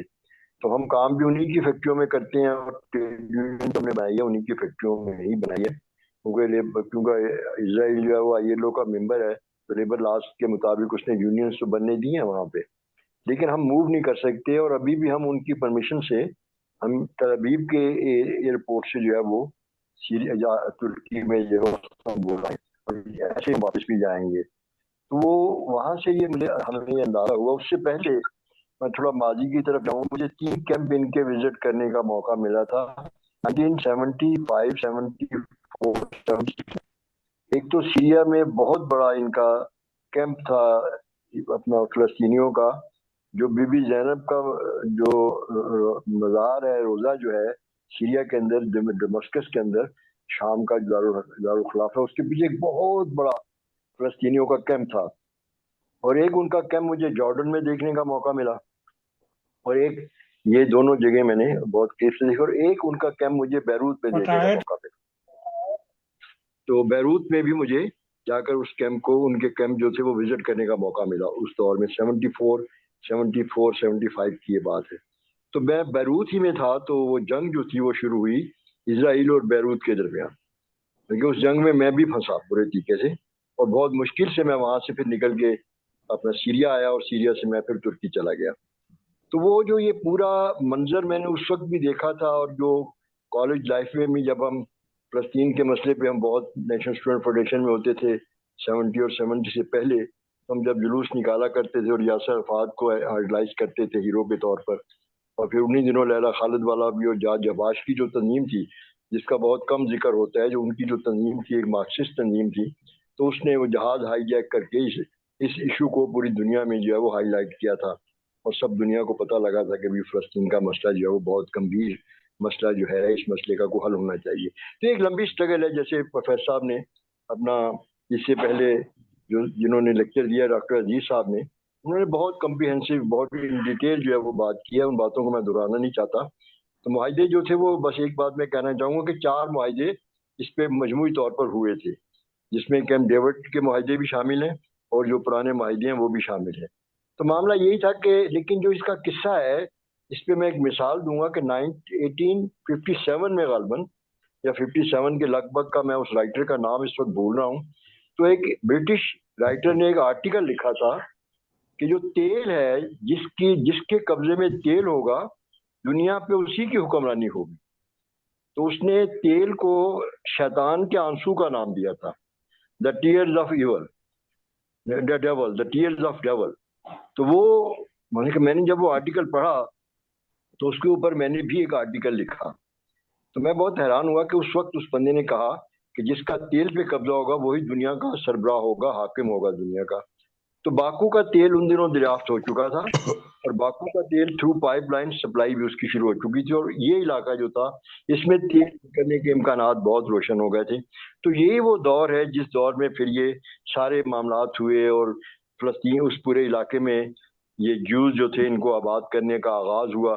तो ये पूरी कहानी जुड़ी हुई है उस वक्त की जो सबसे बड़ी तजारत थी वो तेल की तजारत के साथ, जिसमें बरतानिया भी मुलविस था, जिसमें जो है वो अमेरिकन भी मुलविस थे, और जो फलस्तीन का, जो जाहिर है कि फलस्तीनियों के पास कोई बहुत बड़ी टेक्नोलॉजी तो नहीं थी कि फलस्तीनी उस तेल को निकाल पाते। तो जैसे अदब के हवाले से बात हुई है, मैंने कि किताबों के हवाले से, ऐसी एक फिल्म जो कि बहुत आला पाए की फिल्म तो मैं नहीं कहूँगा उसे, लेकिन उसने इस इश्यू को हाईलाइट किया था। वो पाकिस्तान में एक पिक्चर बनी थी शहीद के नाम से, तो उसमें उस टॉपिक को थोड़ा सा छेड़ा गया था कि किस तरह तेल के ऊपर कब्जा करने के लिए ये पूरा एक नेटवर्क जो है वो बरतानिया थ्रू इसराइल जो है वो पूरा बिछा रहा है। तो वो अगर उस किसी के जेहन में वो फिल्म आए तो उसको आप बहुत बड़ी फिल्म तो नहीं कह सकते, लेकिन एक निशानदेही उसमें थोड़ी सी होती है चीजों की। तो उसने थोड़ा लोगों को आगाह भी किया था उसमें, जिसमें बड़ा मशहूर गाना भी था कि किस मुनीर न्याजी का लिखा हुआ कि किस बेवफा का शहर है और हमें। तो ये सारा किस्सा मैं इसलिए बयान कर रहा हूँ कि ये एक पुराना फैज साहब का गीत भी उसी में था, फैज साहब का बल्कि गीत भी उसी में था। एक मुआशी झगड़ा था जो चला आ रहा था, और ये चलते चलते यहाँ तक आया, और इसमें जितनी भी जंगें हुई हैं उन सब जंगों के नतीजे में खून खराबा तो बहुत हुआ भैया। 25,000 लोग ज़ियाउल हक ने मार दिए उर्दन के अंदर, تو میری بڑی خواہش تھی کہ میں اردن، ویسے کہ ان دنوں میں انگلینڈ میں تھا، تو میں نے سوچا بھی کہ میں اردن کا چکر لگاؤں، میں دیکھوں وہاں پہ لیکن پھر بھی میری ہمت نہیں پڑی، سچی بات ہے، حوصلہ میرا نہیں ہوا۔ پہلے میں پھنس چکا تھا بیروت میں ایک جنگ کے اندر، تو میں دوبارہ ایک نئی جنگ میں نہیں پھنسنا چاہتا تھا۔ تو اب آتے ہیں اس موجودہ صورتحال کی طرف تھوڑا سا۔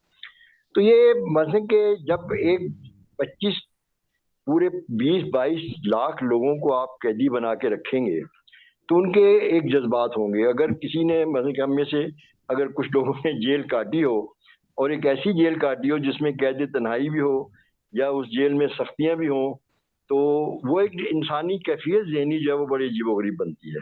مثلا کہ اس میں ڈپریشن بھی آتا ہے اور بغاوت بھی آتی ہے، دونوں چیزیں اس میں آتی ہیں۔ تو غزہ کے اندر جو تھا یہ ایک معاملہ تھا، جو میں نے ان ٹریڈ یونین لیڈر سے بات کی تھی، تو ان کے اندر ایک ایگریشن تھی بہت بڑی، وہ توڑنا چاہتے تھے اس پورے ایگریشن کو۔ اب رہا معاملہ حماس کا، اب بھی جب یاسر عرفات صاحب نے کیمپ ڈیوڈ معاہدے میں، اب 3 ممالک کو آپ لے لیں گے، عراق، لیبیا اور فلسطین، ان تینوں ممالک کے ساتھ تھے یہ باس پارٹی کے ساتھ، انہوں نے اپنے تعلق باس پارٹی کے ساتھ جوڑے ہوئے تھے، اور عرب میں باس پارٹی کے حکومتیں بننے کے بعد ایک سوشلسٹ بلاک کی اہمیت وہاں پر بڑھی تھی، اور وہ باقاعدہ ایک، کیونکہ سیریا کو بھی میں نے وزٹ کیا تھا، اور میں سیریا کے اندر ان دونوں حافظ اسد جو تھے وہ، یہ لیبیا کے اندر بھی باس پارٹی والے، شام کے اندر بھی باس پارٹی والے، عراق کے اندر بھی باس پارٹی والے، جمال عبد الناصر جو تھے وہ بھی ظاہر ہے کہ امریکن بلاک میں نہیں تھے۔ تو یہ پورا ایک جو اس پورے ریجن کے اندر ایک سوشلسٹ نظریات آہستہ آہستہ جو آگے بڑھ رہے، وہ بھی سامراج کے لیے خطرناک تھے، اور تیل کی سیاست ان کے ہاتھ سے نکلنے کے امکانات بھی تھے۔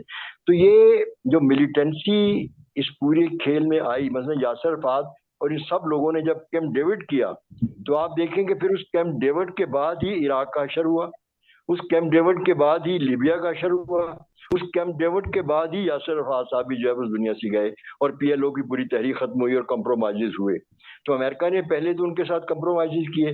اب اس دوران حماس تو ایک بہت چھوٹی سی تنظیم کے طور پر میدان میں آئی تھی، حماس کوئی بہت بڑی آرگنائزیشن نہیں تھی، یہ تو مسجدوں کے حوالے سے ایک ویلفیئر کا کام کرنے والی ایک سوشل ویلفیئر کی آرگنائزیشن کے طور پر سامنے آئی تھی، جہاں تک میں نے اس کو اسٹڈی کیا ہے۔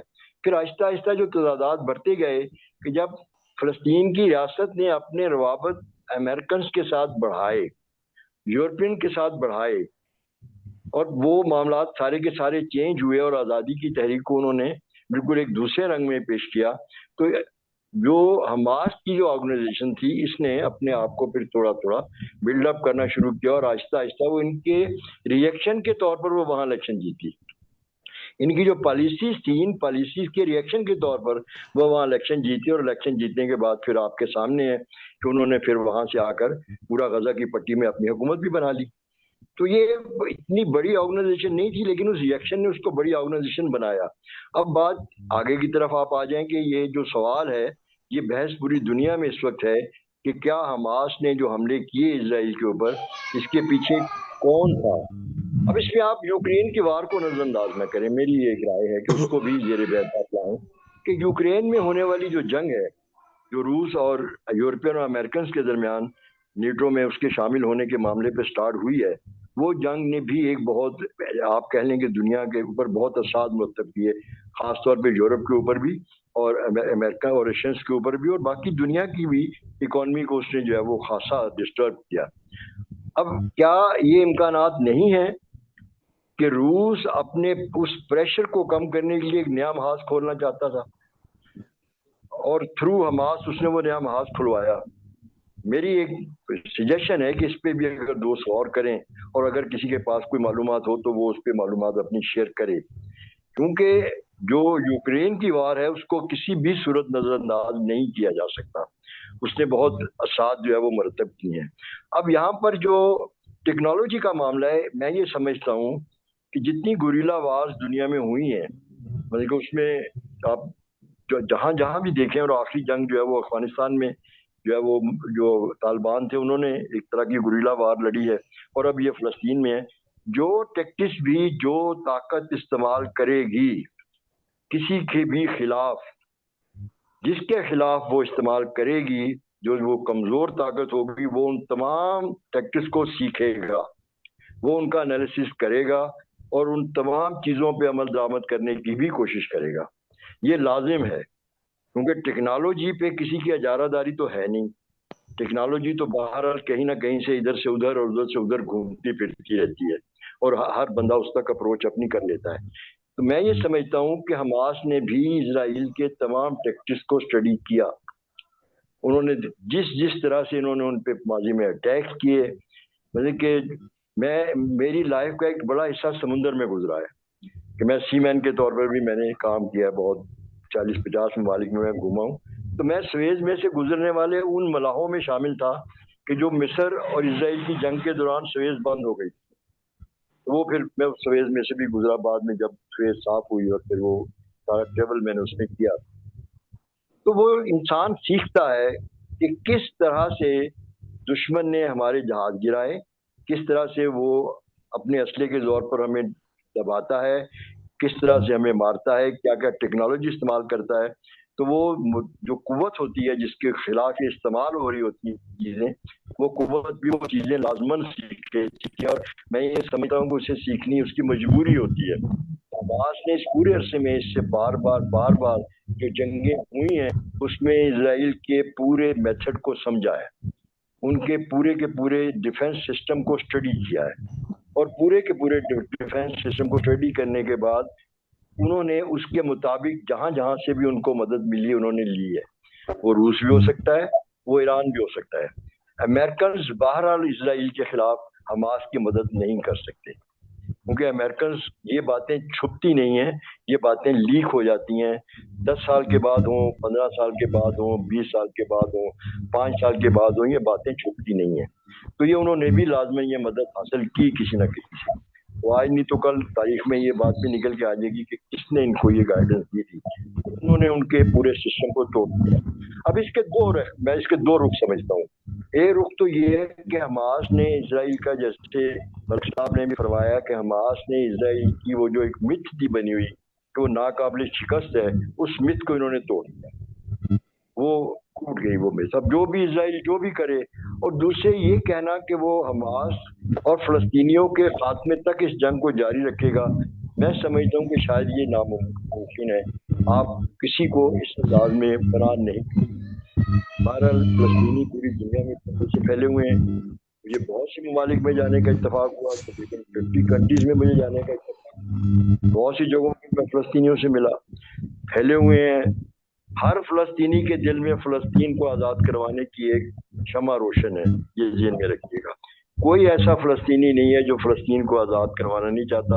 उसमें ज्यूज भी हैं, उसमें क्रिश्चियंस भी हैं, उसमें मुस्लिम, टोटल मुस्लिम्स नहीं है। मैं ज्यूज से भी मिला हूँ, मैं क्रिश्चियन से भी मिला हूँ कि जो फलस्तीन के रहने वाले हैं, जिनके आबाओ-अजदाद वहाँ के रहने वाले थे, वो फलस्तीन को आज़ाद देखना चाहते हैं। तो ये मामला तो ख़त्म हो नहीं सकता अगर इसको जंग के ज़रिए से आप ख़त्म करेंगे। एक किसी शायर का ही है ये एक बंद, मुझे याद है कि जो बंदूक से आता है वो बंदूक से जाता है, तो बंदूक से आने वाला जाएगा तो बंदूक से ही।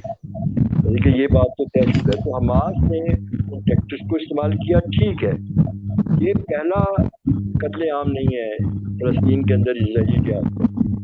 लेकिन उर्दन में तो हमारे हाथों कत्ले आम हुआ ना, 25,000 फलस्तीनी मारे गए, तो उसमें तो हमारे अपने ही लोग शामिल थे।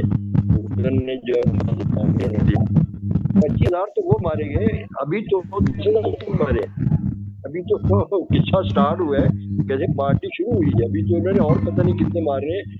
ये सारे के सारे हमेशा जो अरब कंट्रीज हैं, अगर इनकी हिस्ट्री में हम जाएं, सीरिया को आप निकाल दें, बाद में सीरिया अभी तक अमेरिकन कैंप में नहीं गया, लेकिन इराक अमेरिकन कैंप में गया, सऊदीया अमेरिकन कैंप का हिस्सा रहा, यूएई अमेरिकन कैंप का हिस्सा रहा, कतर अमेरिकन कैंप का हिस्सा रहा। यमन के अंदर और सूडान के अंदर जब अमेरिकन कैंप जो था वो 2 हिस्सों में जब तकसीम हुए वो ममालिक, तो एक हिस्सा बहरहाल अमेरिकन कैंप में गया इन ममालिक का। कहने का मेरा मतलब ये है कि अमेरिकन इंटरेस्ट में रहने वाले ये ममालिक ये कभी भी इजराइल के खिलाफ एक बड़ा रिएक्शन नहीं दे सकते। इन्होंने हमेशा एक साफकाना रखा, और फलस्तीनियों को इन्होंने सिर्फ जैसे दिहाड़ीदार होते हैं ना, दिहाड़ीदारी पे रखा, इनको थोड़ी बहुत मदद दे दी, और अपने मसले की इस इमेज को बरकरार रखने के लिए कि हम मुसलमानों के सरबराह हैं, हम मुसलमानों के जो है वो लीडर हैं, और मुसलमानों की सल्तनतों में हम लोग रहते हैं, तो वो उन्होंने अपना सिर्फ एक गोवनों से जो मट्टी उतारने वाली बात होती है वो किया। ये कभी भी फलस्तीनियों के साथ सिंसियर नहीं रहे। उनका झुकाव अमेरिका और बरतानिया की वजह से इसराइल के साथ हमेशा रहा। आप इसको देख लें, कब से गुफ्तगुएं चल रही हैं कि इसराइल की तलकात बहाल करें। ये किस बात के तलकात बहाल करें? मेरा मतलब कि आपने एक लंबे अरसे तक साउथ अफ्रीका के साथ अपने तल्लुकात को बहाल नहीं किया जब तक वहाँ स्मिथ की गवर्नमेंट थी। जब नेल्सन मंडेला जेल से रिहा होकर आए, फिर वो मामला वहाँ चेंज हुए और फिर आपने उसको तस्लीम किया। तो इसराइल के साथ ऐसा कौन सा मामला था कि उसको तस्लीम करने के लिए सारे के सारे हर वक्त बेचैन होते रहते थे? तो एक प्रेशर था ये पूरा अमेरिकन का उसका, इसलिए कि ये एक ट्रेड सेंटर है बहुत बड़ा, ये ट्रेड का बहुत बड़ी गुजरगाह है, समुद्री रास्तों से भी और जमीनी रास्तों से भी। तो इस पे अब कंपटीशन शुरू हो गया इंटरनेशनल मार्केट के अंदर कि अब एक तरफ चाइना अपनी ट्रेड के लिए मैदान में आ रहा है, वो बेल्ट एंड रोड जो है अपनी पूरी प्लानिंग लेके मैदान में आ रहा है, एक तरफ रशियंस जो हैं वो मैदान में अब बिल्कुल एक मेरा नए रंग ख्याल में है आ कि रहे हैं। हमें जो है मसाइल को जो है ना फलस्तीन का जो मसला है उस तक जरा रखते हैं, क्योंकि हमारे पास वक्त की कमी है। आपका बहुत बड़ा मुतालिया जी है जी इस टॉपिक पे, जी इस टॉपिक पे आपका बड़ा नहीं, इसको इस तरह मुतालिया से है। कर सकते आपका हैं, इस तरह कर सकते हैं। आपका नहीं नहीं ये शौकत हम साहब, इस तरह किसी हम तौर पे इसको आपको अलग बुलाकर एक वक्त आपके आपने साथ सही हाँ सही करते हैं बिल्कुल ताकि आप आपने इस पे फरमाया, वक्त गुफ्तगू का करें। मामला है। तो मैं ये लेकिन जो समझता हूँ कि हमारा हमने सवाल था, जो ये था कि देखिए स्ट्रगल करना और खुदकशी करने में बहुत फर्क होता है, बहुत फर्क होता है। मैं स्ट्रगल करता हूँ सारी उम्र, कौमें वो ही उन्होंने ही आजादी हासिल की है जिन्होंने सारी उम्र स्ट्रगल किया, और उसके मुख्तलिफ किस्में होती हैं। उसको एज ए मिलिटेंट भी स्ट्रगल की जाती है, पॉलिटिकल भी की जाती है, उसका सारा। लेकिन ये था कि क्या जो नाचिया ने भी सवाल किया था कि ये क्या ऐसा आपको पता नहीं था कि वो हमारे यहाँ क्या। खैर हम ये बहस नहीं है, इसमें डिबेट नहीं है, इसको हम ये किसी गुफ्तगू जो की। है ये बहुत जो मलिक साहब हाँ की गुफ्तगू और फिर इसका हाँ शौकत साहब की गुफ्तगू है, हाँ ये कई कई डायमेंशंस है इसमें, क्या क्या कॉन्स्पिरेसीज है, क्या क्या मराहल आए हैं, और ये कोई मुख्तसर तारीख तो है नहीं, ये एक तारीख चलती जा रही है।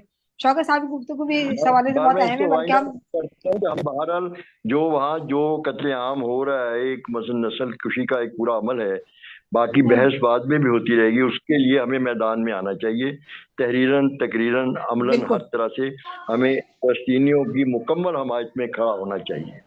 इसमें सही, मेरा ख्याल है कि कोई हमें बहस में नहीं पड़ना कोई चाहिए, दो राय बल्कि इसमें, हक इसमें बनता कोई है दो उनका राय नहीं है, कि हम इसमें कोई दो तमाम राय के नहीं है। तमाम लोग हाँ उनके हमायत में मैदान में निकले। हाँ, जी एंजेला इसमें कोई कोई बात दो नहीं, राय सॉरी नहीं है। मैंने टाइम ज़्यादा ले लिया, नहीं नहीं नहीं, आई एम कोई सॉरी ऐसी फॉर दिस। बात नहीं है।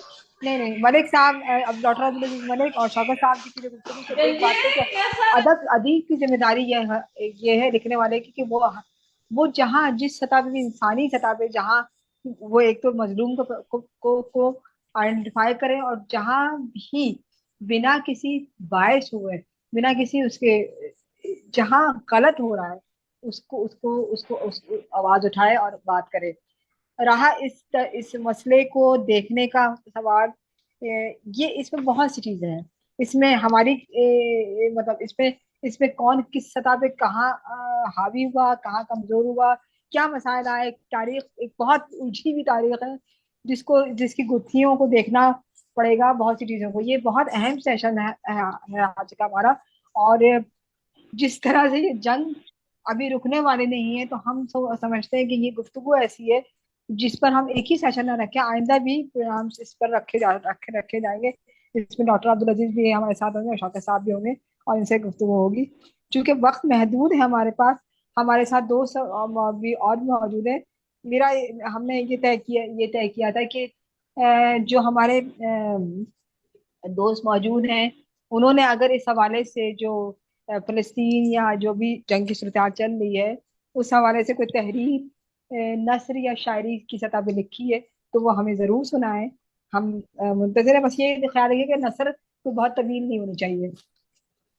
जी, आप रिफत अपना इस्लाम जो सिद्दीकी भी जिसने हमारे भी पास।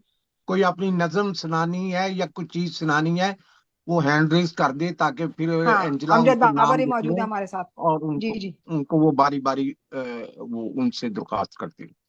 जी, ऋषि खान ही मौजूद है, माजबी आसिफ है, मारिया महविश मौजूद है।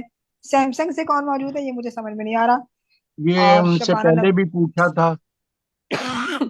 शबाना नवेद मौजूद हैं, शाहनाज फातिमा मौजूद हैं, शर्मा परवीन मौजूद है, सुखन शनाज सफिया यानी कि हम मौजूद हैं, रिफत इस्लाम सिद्दीकी साहब मौजूद हैं। मैं यही दरख्वास्त कर रही हूँ कि अगर जिसको अपनी दखल खास सुनानी है वो अपना हैंड रेस करे और हमें सुनाए। ये मुझे खबर शब्बीर साहब आपने भी कादरी कुछ लिखा साहब था। भी है, ये लायरपुर से इनका तलक है, शब्बीर कादरी साहब का। ये भी वहाँ लायरपुर की यूनिवर्सिटी जो है उसी से ये थे, अब तो शायद मेरे ख्याल रिटायर हो गए हैं। शब्बीर तो कादरी अगर खान, हाँ शब्बीर कादरी हैं, हाँ डॉक्टर हाँ, शब्बीर कादरी शब्बीर भी हैं, अहमद सही। कादरी साहब हैं। और तो हुसैन शब्बीर नवेद साहब भी अगर हैं, हाँ। आपने कोई मुख्तसर सी कोई बात करनी हो, या कोई अगर आपने कोई तहरीर है इस टॉपिक पे, या कोई अगर आप बात करना चाहें तो, लेकिन मुख्तसर सी बात करें सारे, ताकि फिर सबको वक्त मिले। मसूद साहिब, ये एक ऐसा इंसानी मसला है, कता नज़र ये एक मजहब का भी तसादुम नजर आता है, लेकिन बहरहाल ये एक इंसानी मसला है और इसमें कुछ एक सदियों से जारी तसादुम की कैफियत है। उसका मैं अपने तौर पे ये समझता हूँ कि शायद जो मसले मैदान जंग में तय नहीं हो पाते बार बार के तसादुम के जरिए और असला और बारूद के इस्तेमाल से, वो टेबल टॉक के जरिए भी हल किए जा सकते हैं। और तारीख गवाह है कि बहुत से मसले जो हैं वो मेज पे बैठ के गुफ्तगू के जरिए, बातचीत के जरिए, कुछ लो और कुछ दो की पॉलिसी के तहत हल हुए। तो इतना इंसानी खून बहाया जा चुका है। मेरी ये तजवीज़ है कि इस सिलसिले में जो अक़वाम मुत्तहिदा है वो अपना किरदार क्यों अदा नहीं कर रहे। उसके सेक्रेटरी जनरल उसकी ज़ाहिर है फ़लस्तीनियों के हवाले से जो एक दरिंदगी का मुजाहरा इसराइल की तरफ से मुसलसल हो रहा है, बच्चों को मारा जा रहा है, निहत्थे शहरियों को, ख़वातीन को, बूढ़ों को, और हॉस्पिटल्स जो हैं वो भी उनकी इस दस्तबर्द से महफूज नहीं है, जहाँ पनाह गिरों की जो लोग पनाह लेते हैं आमतौर पे उन पे हमला नहीं किया जाता दुश्मन मुल्क की तरफ से, लेकिन तारीख ने ये भी देखा कि उन लोगों को भी मार दिया गया जो कहीं पनाह लेने के लिए एक जगह जमा हुए, या वो अपने घर बार छोड़ के कहीं और जाने पे मजबूर हो गए या उन्हें कर दिया गया। तो मैं इस सिलसिले में बस एक तजवीज़ आपके सामने, इतने नंबर स्कॉलर्स मौजूद हैं, तो ये यूएनओ को अपना मुतहर्रक और फ़आल किरदार अदा करना चाहिए और वो फ्री कैन को टेबल टॉक के पे आमादा करे और वहाँ कुछ इस मसले का हल, या जहाँ जहाँ भी है, मसलन हमारा कश्मीर का मसला है वो भी उतना ही पुराना है जब से ये पाकिस्तान और हिंदुस्तान और ये कश्मीर बोन ऑफ कंटेंशन है दोनों मुल्कों के दरमियान और वजह निज़ा है।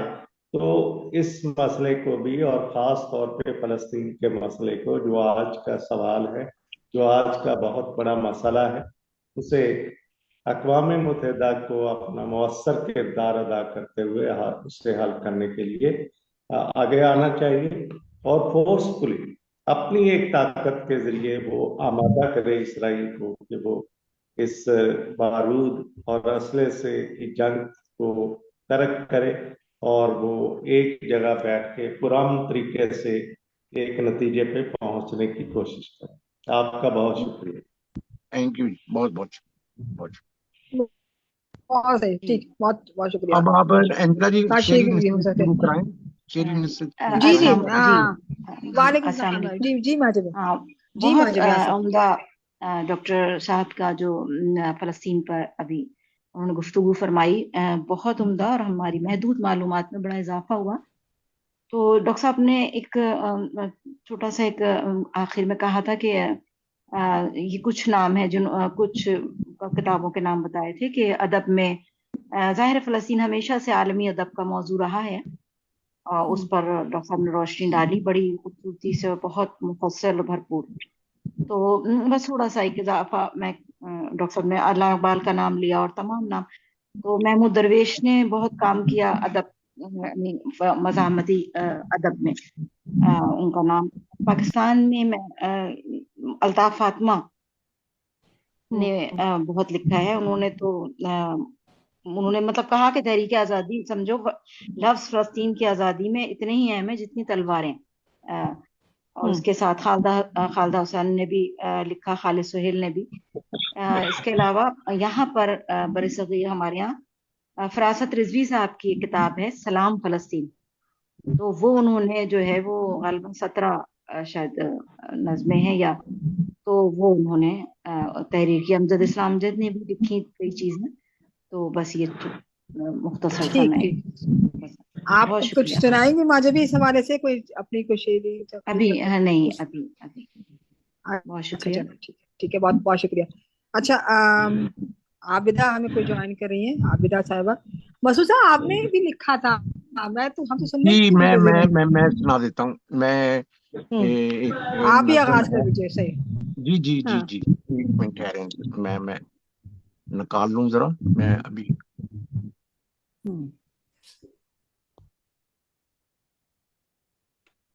ये है जी, छातियों से महरूम माएं, जहाज चीखते हैं और दुनिया कानों पे MP3 लगाए महवे रक्स है। जहाज चीखते हैं और दुनिया कानों पे MP3 लगाए महवे रक्स है। कूड़ा करकट पे एक मिनट बच्चों मसूद को साहब, एक मिनट नोच मसूद साहब, एक मिनट, मसूद साहब एक मिनट। हुसैन नवीद साहब, आपकी माइक से बहुत कभी कभी शोर आ रहा है, तो प्लीज हम फिर वो सुन नहीं पाते।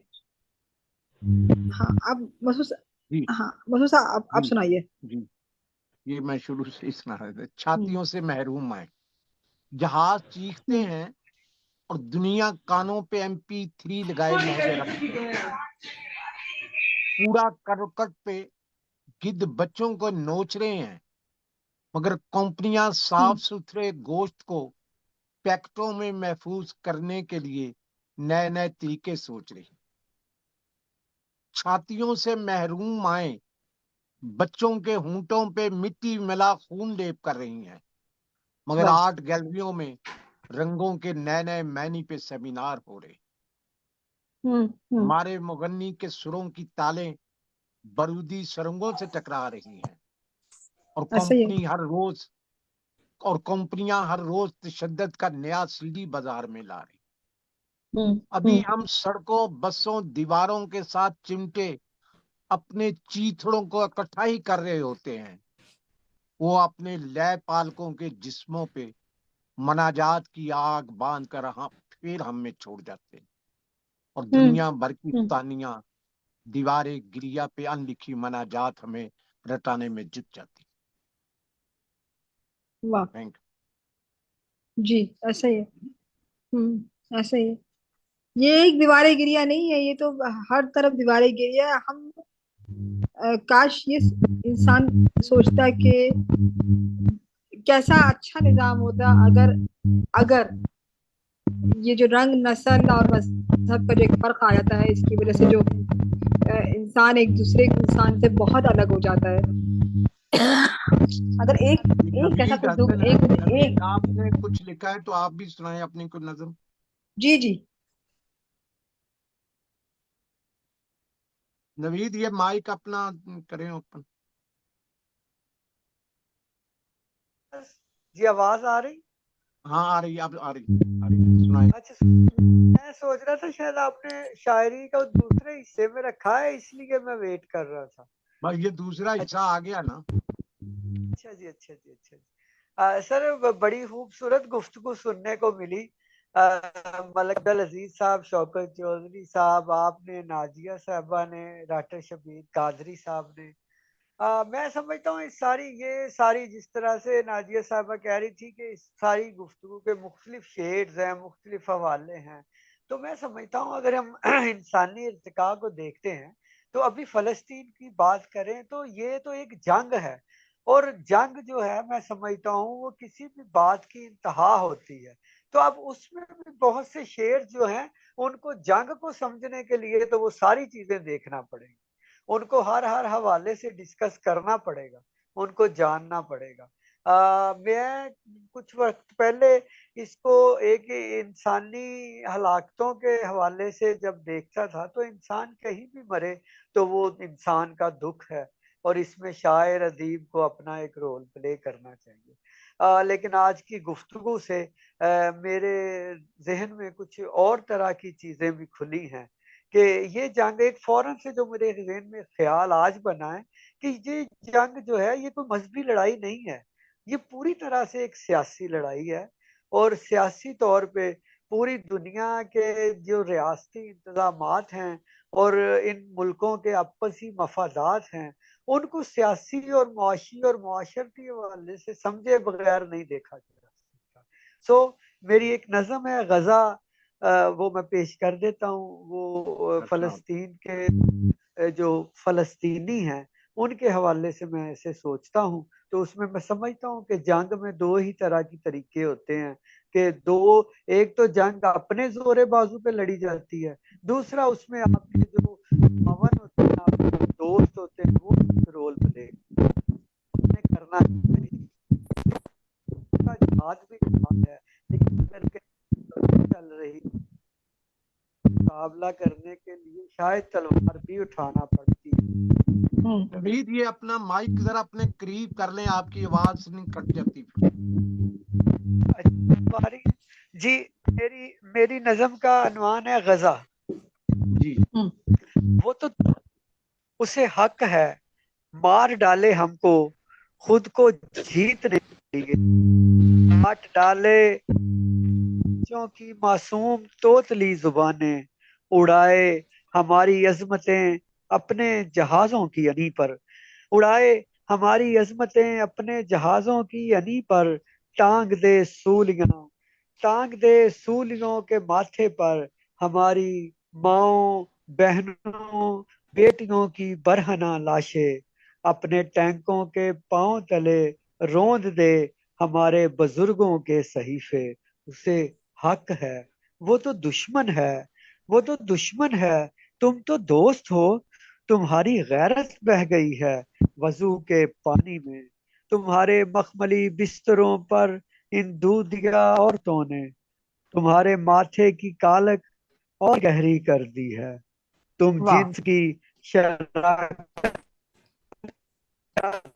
शराकतदारी में भूल गए हो मैं गधा और तुम उम्मा, हमारे दरमियान किताब का रिश्ता है, तुम्हारी अजानों की कसम हमारी आयतें जल रही हैं, तुम तो दोस्त हो अपना अपना हक अदा क्यों नहीं करते, मैं गजा हूँ और तुम उम्मा, तुम तो दोस्त हो, तुम अपना हक अदा क्यों नहीं करते, मैं गजा हूँ और तुम उम्मा, तुम्हारे दरमियां किताब का रिश्ता है, तुम्हारी अजानों की कसम हमारी आयतें जल रही हैं, तुम अपना हक अदा क्यों नहीं करते।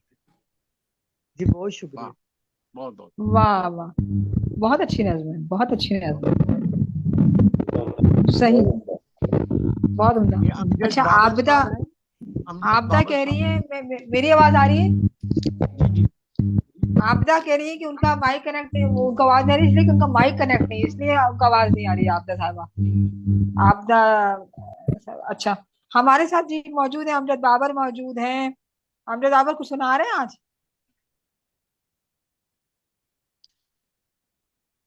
अमजद, पहले तो उनका माइक खुलवा लेना। हाँ मैं सभी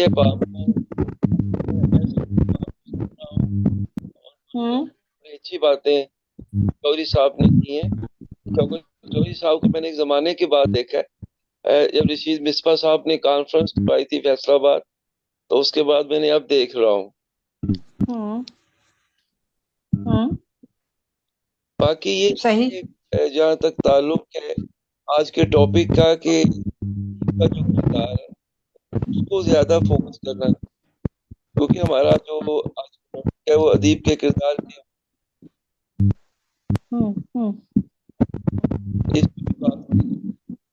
मुझे यही कहना था। सही सही। अच्छा हुसैन नवीद साहब के माइक में ना वाइब्रेशन आ रही है, ठीक है, प्लीज देख लें। अच्छा ये ऋषि अच्छा, खान हमारे साहब हैं, इनसे जरा पूछ ऋषि खान साहब से पूछ लेते हैं। ऋषि खान साहब। जी अस्सलाम वालेकुम। वालेकुम अस्सलाम। बहुत अच्छी गुफ्तगू थी, बहुत अच्छा समझने को मिला बहुत सारे मामलात में। कुछ मामलात में मैं बिल्कुल और तरह से सोचता हूँ।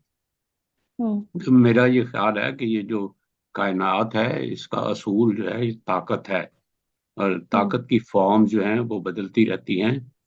और हम बहसीत एक उम्मत पाक मुसलमान उम्मत, हम सिर्फ जज्बाती लोग हैं, हम काम वाम कुछ नहीं करते। मुझे तो सच पूछें तो इकबाल के इस मिसरे से भी बड़ा इख्तलाफ है कि आ गया है लड़ाई में अगर वक्त नमाज, किबला रूहो के जमीन वो सुई कौम एजाज। भाई लड़ाई लड़ाई लड़ते वक्त नमाजें पढ़ने का वक्त अलहदा होता है, लड़ाई के वक्त लड़ाई लड़ी जाती है।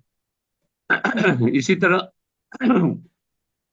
जब तक हम जानते ही नहीं दुश्मन कौन है, कैसा है, क्या कर रहा है, और हम अपनी कोई तैयारी नहीं करते, दुआएं करते हैं, बददुआएं देते हैं, तो उसके बाद फिर ये सब कुछ होता रहेगा। और फिर ये इस तरह के मामला तो हमेशा होते रहते हैं कि आप जिसको समझ रहे हैं कि ये हमारे साथी हैं, उनमें से ही कोई चुन लिए जाते हैं। मेरे ख्याल में जो ये सारा हमला है इस वक्त, ये खुदकुशी के अलावा और कुछ नहीं है। इस वक्त सारे इलाके में जैसे कैसे भी था, किसी में शर्म है, किसी में शर्मिंदगी हो रही थी, किसी में कुछ भी हो रहा था, लेकिन सुलह की तरफ सारा खित्ता बढ़ रहा था। और बातचीत के अलावा मसाइल हल करने का और कोई तरीका नहीं होता। जंगें कितनी भी बड़ी हों वो आखिरकार मेज पर बैठकर हल होती हैं, गुफ्तगू से अच्छा और कोई तरीका नहीं अच्छी बात होता। है। मैं तो जाती तौर पर, मुझे लोग मेरे साथ बहुत इख्तलाफ करते हैं और अपनी जगह वो शायद सही होंगे कि भाई अगर मिसाल के तौर पर इसराइल अपनी जगह मौजूद है तो हमारे मानने या ना मानने से क्या फर्क पड़ेगा, वो तो अपनी जगह मौजूद ही है। अगर आप उनके साथ कोई मसाइल हल करना चाहते हैं तो आपको बात करनी पड़ेगी, बात करनी पड़ेगी तो ये तो मानना पड़ेगा कि वो भी हैं, वो जो कुछ भी हैं। तो इस तरह से मैं समझता हूँ कि हम अपना ये सारा जो ब्लॉक है हमारा, जो हम मुस्लिम उम्मा अपने आप को कहते हैं, हम सिर्फ जज्बात पे से काम लेते हैं, दुआएं मांगते हैं, बस दुआएं देते हैं, करते वर्ते कुछ नहीं है। अमली तौर पर हम जीरो हैं, और जब तक हम अमली तौर पर अपने आप को मजबूत नहीं बनाएंगे कोई फायदा नहीं होगा।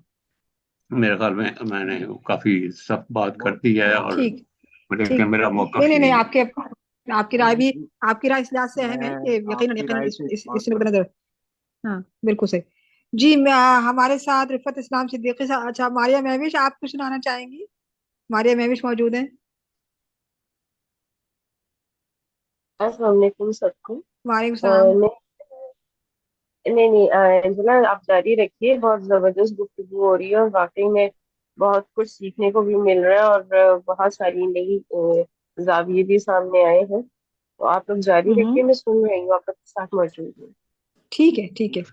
अच्छा सैमसंग से नजम सिद्दीकी शायद वो है। हाँ जी हाँ तो जी हाँ जी, ये नजम सिद्दीकी हाँ, हैं, ये शायर हैं बड़े अच्छे, ये मेरे आप कुछ दोस्त। सुनाएंगे नजम साहब, अगर आप माइक अनम्यूट करें। मेरे ख्याल ये सिर्फ सुनने के लिए आए हैं। अच्छा ऐसा है। हाँ जी। शबाना नबी। जी जी हाँ जी जी जी जी जी, मेरी जी जी आवाज आ रही है? जी जी हाँ जी हाँ जी। आ रही आ रही आ रही।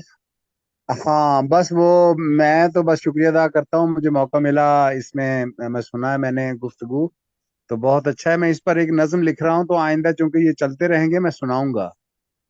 जरूर जरूर जरूर जरूर, बिल्कुल बिल्कुल, बहुत जरूर, हम मुंतजिर रहेंगे। हमारे साथ मौजूद हैं शबाना नवेद। जी शबाना।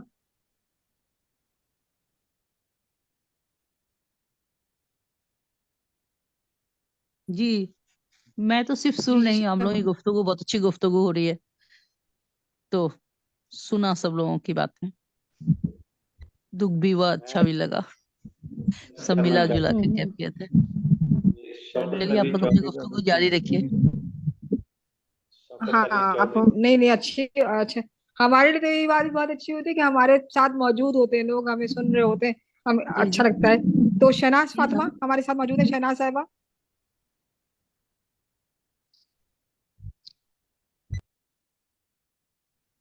शहनाज फातिमा साहिबा हैं हमारे साथ। अच्छा, शमा परवीन भी मौजूद है, शमा परवीन।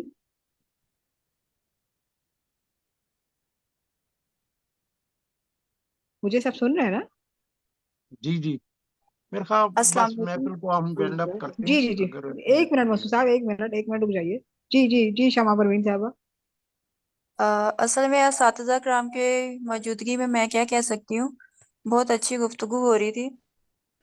हम्म लेकिन अभी रशीद खान साहब ने बात की है तो मुझे उससे काफी इख्तलाफ हुआ है कि जब हम्म तक देखे ना, कश्मीर भी तो है इतने सालों से, टेबल टॉक्स हो रही हैं, छोटी छोटी जंगें भी हो रही हैं, बार बार अक़वाम हम्म मुत्तहिदा में जा रहे हैं, तो क्या बना वहां पर? तो अब हमें मतलब इकट्ठे होने की जरूरत थी मेरे ख्याल में, अच्छा। एक साथ होने की जरूरत थी। अगर उन्होंने थोड़ा सा स्टेप लिया था तो साथ तो कोई खड़ा होता ना, अकेला तो कोई भी हम्म बहादुर नहीं होता, हिम्मत तो हम्म करनी हम्म चाहिए थी ना। तो अगर उन्होंने सही। हिम्मत की है, बिलाशुबा उन्होंने नताइज भी बहुत सख्त भुगते हैं। तो अफसोस की हम्म बात यह है कि चंद चंद जुमले भी हमारे पास नहीं है कि हम मतलब ऑन द स्टेज या किसी बड़े प्लेटफॉर्म पे उनके लिए कह सके। अक्सरी की आदत हमने क्या उनको देनी है, या हमने उनकी कैसे कोई मदद करनी है, क्योंकि पाकिस्तान ही एक ऐसा मुल्क है जो एटमी ताकत रखता है, जो एक रोब और दबदबा रखता है बाकी तमाम ममालिक पे। लेकिन यहाँ हालात ये हो गए हैं कि सब मतलब चुप साधे बैठे हैं। कश्मीर का मसला भी हमने ऐसे ही कर दिया, उनकी आहें और चीखें, उनकी सिसकियां, बहुत लिखा गया, बहुत पढ़ा गया, अभी भी लिखा जा रहा है उर्दू में, पंजाबी में, सिंधी में, अंग्रेजी में। हम्म लेकिन क्या हो रहा है वहां पे? तारीख हम्म बन रही है। और देखिए अगर हम, एक खातून थी, आसिया उनका नाम था, वो हम्म थोड़ा सा अगर आपने सोचा हो, देखा हो, उस वक्त उसके बारे में कितना एक एक हाइप क्रिएट किया गया। हम्म पाकिस्तान से वो रेमंड डेविस था, उसके लिए क्या कुछ किया गया। तो वहां इतने चले मुसलमान ही हैं, जो भी है, तो उनके साथ क्या हो रहा है कोई भी नहीं कह रहा। अक़वाम मुत्तहिदा के जो जंगी असूल हैं वो कहाँ गए सारे? उसको भी तो हम्म थोड़ा सा देखना चाहिए ना, फोकस करना चाहिए। बात सही। ये है कि जब भी कोई ऐसा मौका आता है हम सब अलग अलग हो जाते हैं। सऊदी अलग हो गया, दुबई अलग हो गया, पाकिस्तान अलग हो गया, कि उनके साथ नहीं खड़ा।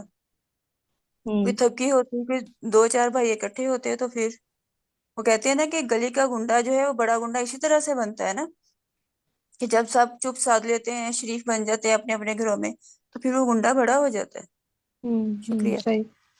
ठीक, चलो, सही है। ठीक ठीक, इस पर भी बात करेंगे। हाँ, रिफत इस्लाम सिद्दीकी मौजूद है हमारे साथ, सीनियर शायर है हमारे। जी रिफत साहब कुछ बात करेंगे या कोई अपनी तकरीर सुनाएंगे? रिफत इस्लाम सिद्दीकी साहब। जी बहुत शुक्रिया नाजिया साहब, एंजिला साहिबा। जी जी। मैंने अभी तो नहीं, काफी दिन हो गए जब ये जंग शुरू हुई थी, तो टीवी हम्म देखते हुए चंद लाइनें हो गई थी, वो मैं पेश किए देता हूँ। जी जी प्लीज प्लीज। उन्वान था आह फलस्तीन, आह हम्म फलस्तीन। जी अर्ज करता हूँ कि कयामत के मनाजिर, तड़पते जख्मों से चूर, दम तोड़ते बच्चे, अस्पतालों पर बमबारी, दिल चीरने वाले मनाजिर टीवी पर देखे हम्म नहीं जाते। मैं उठकर टीवी बंद कर देता हूँ। कुछ लिखना चाहूं भी तो कलम कांप उठता है, आंखें भर आती हैं, जहन माऊफ हो जाता है। बस हम्म। हाथ उठ जाते हैं आसमान की तरफ, दिल से पुकारता हूँ, या अरहमर राहिमीन, रहम फर वाह वाह रहम। वाह वाह। हाँ, बहुत शुक्रिया, बहुत बहुत शुक्रिया। बहुत वाकई दुआ है कि कुछ कुछ तो नतीजा निकले, कहीं तो बात ऐसी हो कि एक हमदर्दी से एक बेहतर तरीके से सोचा जाए। ठीक। अच्छा हमारे अच्छा नाजिया अहमद, आपने भी कुछ लिखा था नाजिया? जी बिल्कुल, मैं हाँ। एक छोटी सी नज्म है, कुछ एहसासात हैं इसमें, बस वही मैं सुनाती हूँ। हम्म। सफेद कपड़ा कम पड़ गया है, जिस दरवाजे पर दस्तक दो वहां सफेद कपड़ा अब नहीं बचा। क्या बात। वाह। सफेद कपड़ा कम पड़ गया है, जिस दरवाजे पर दस्तक दो वहां पर सफेद कपड़ा अब नहीं बचा। तुम्हें बाहर कैसे भेज दूं? तुम्हें बाहर कैसे भेज दूं कि तुम्हारे नन्हे तन पर तो अब पूरा लिबास नहीं।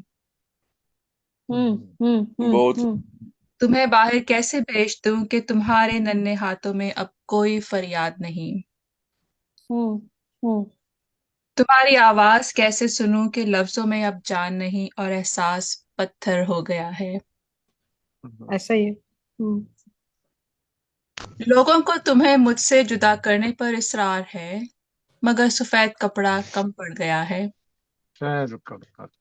क्या बात। और तमाम लोग आज इसी रंग में मलबूस हैं। बस कुछ धज्जियों की जरूरत है लिबास की तकमील के लिए। हाँ हाँ। क्या हुआ अगर सफेद नहीं मौजूद? सुर्ख तो है। क्या हुआ अगर सफेद कपड़ा नहीं मौजूद? सुर्ख कपड़ा तो है, वो गवाही देगा। चलो आज तुम्हें सफेद की बजाय लहू रंग पहनाकर जुदाई का नोहा लिखूं। क्या बात। चलो आज तुम्हें लहू से गुस्ल देकर इंसानियत के हाथों में दे दूं। चलो तुम्हें दफनाऊं और तुम्हारी नन्ही कब्र पर लहू का छिड़काव करूं। वाह वाह वाह वाह वाह। बहुत शुक्रिया। वाह। दिलगुदास नज़म है, बहुत बहुत दिलगुदास नज़म है। हमारी दुआ ही यही है कि ये जो इतना जो भी गुफ्तगू हो रही है, जो इस सतह पे भी गुफ्तगू हो रही है, कहीं ये सोचा जाए कि इंसान को जीने दिया जाए किसी भी सतह पे। बहुत बहुत बहुत ज्यादा कहीं तो कोई ख्याल हो, कहीं एहसास की कोई सूरत हो, जैसे कि अभी शब्बीर अहमद कादरी साहब ने भी कहा। मैं हमारे साथ सफिया भी मौजूद है सुखन शनाज की आईडी से। अगर आप सुनाना कुछ सुना चाह रही हैं तो सुनाइए सफिया।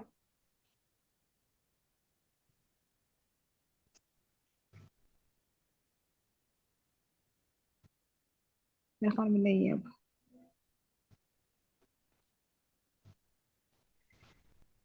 नहीं, अब मौजूद नहीं है। सही है। अब ऐसा है कि हमारा आज का जो सेशन है वो अब अख्ताम की तरफ जा रहा है। आपदा ने हमें ज्वाइन किया था। आपदा माइक उनका कनेक्ट नहीं हो पाया। तो अब ऐसा है कि सुखन सफिया साहबा, अगर आप हमें ज्वाइन कर चुकी हैं, कुछ बात करना चाहती हैं तो जरूर कर लीजिए, नहीं तो हम फिर आखिरी तरफ जा रहे हैं। सफिया सुखन शनाज।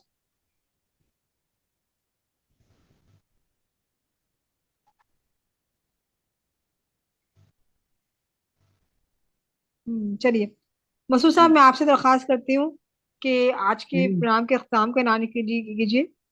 और हाँ, जैसा कि आप तमाम लोगों के इल्म में है कि ये एक ऐसा मौजू था जो हमारे अंदर पता नहीं कितने सालों से, यानी कि जब से मैंने होश संभाली है, ये मसला, ये गम, ये जो सब मैं देख रहा हूँ और मेरे अंदर ये पकता जाता है। तो हमारा जो वहाँ हम ये जो हमारी नशिस्त है, इसमें हम अदब के हर जो अदब में आने वाला हर मौजू उस पे गुफ्तगू करते हैं। तो ये भी हमारा एक फर्ज था हम के इस पे हम देखें कि क्या गुफ्तगू है। बाकी जहां तक हर एक आदमी का एक अपना नुक्ता नजर है और यही होना चाहिए। जरूरी नहीं है कि हम यहाँ सब एक दूसरे से एक नुक्ता नजर से इत्तेफाक करें, लेकिन हर एक का यहाँ ये प्लेटफॉर्म ऐसा है कि हर एक को अपना नुक्ता नजर कहने की यहाँ इजाजत है और वो कह सकता है बिला खौफ जो है वो करे। तो मैं तमाम लोगों का बहुत बहुत शुक्रगुजार हूँ कि वो तशरीफ लाए, और उन्होंने, मैं मलिक साहब का भी बहुत शुक्रगुजार हूँ कि इन्होंने आज बहुत मालूमाती गुफ्तगू की और इस सारे मसाइल का तज्जिया भी किया। और फिर मैं शौकत साहब का बहुत बहुत शुक्रगुजार हूँ कि वो मुझे उनकी मसरूफियात का इल्म है कि वो सियासी तौर पे वो बहुत एक एक्टिव हैं, बहुत काम करने वाले हैं, लेकिन वो भी हमारे इस महफिल में आए हैं। उनका भी जितने तमाम दूसरे लोग भी अपना रक्षी साहब और माहजबीन साहबा, मारिया महबूब साहबा, और तमाम हुसैन नवीद जो आए हैं वो भी, उनका भी, और उन्होंने पढ़ा भी है, तमाम लोगों का। और खुसूसी तौर पर मैं जो है वो अपना एंजिला साहबा, वो जिस तरीके से निजामत करते हुए, वो जिस तरीके से प्रोग्राम को वो उसमें बताती हैं आने वालों को कि ये हम किस पे प्रोग्राम कर रहे हैं और कौन कौन क्या क्या किस किस ने कहा है। मैं उनकी निजामत पे बहुत बहुत उनका शुक्रगुजार करता हूँ। नाजिया साहबा का तो वो गुफ्तगू भी करती हैं और वो इस प्रोग्राम को वो अपना देखती भी हैं और रिकॉर्डिंग का भी, इन सब का बहुत बहुत शुक्रगुजार, बहुत बहुत तमाम हजरात का शुक्रगुजार हूँ। इसके साथ ही आज के इजलास के इख्तिताम का ऐलान किया जाता है। बहुत थैंक यू, बहुत बहुत बहुत शुक्रिया शुक्रिया, जी। बहुत बहुत शुक्रिया। बस तमाम दोस्तों का शुक्रिया। ये मौजू ऐसा है कि हम इस पर फिर एक कोई गुफ्तगू और भी रखेंगे। एक बात और कि चिराग हमेश जो है वो मेरी तबीयत नासाजी की वजह से, अगर किसी वजह से उस पर कोई प्रोग्राम नहीं हो सका तो वो उसको उसके लिए माजरत, लेकिन हमारा ये जो चिराग है ये बुझने वाला नहीं है, ये जलेगा और ये जलता ही रहेगा और इसकी रोशनी फैलती रहेगी। तो तमाम दोस्त मेरे साथ आज जो मौजूद थे उनका शुक्रिया, मेरी टीम जो है वो उसके लिए उसकी शुक्रगुजार। Thank you so much. हम अगले हफ्ते इंशाल्लाह मिलते हैं। बहुत शुक्रिया, बहुत मोहब्बत, खुदा हाफिज।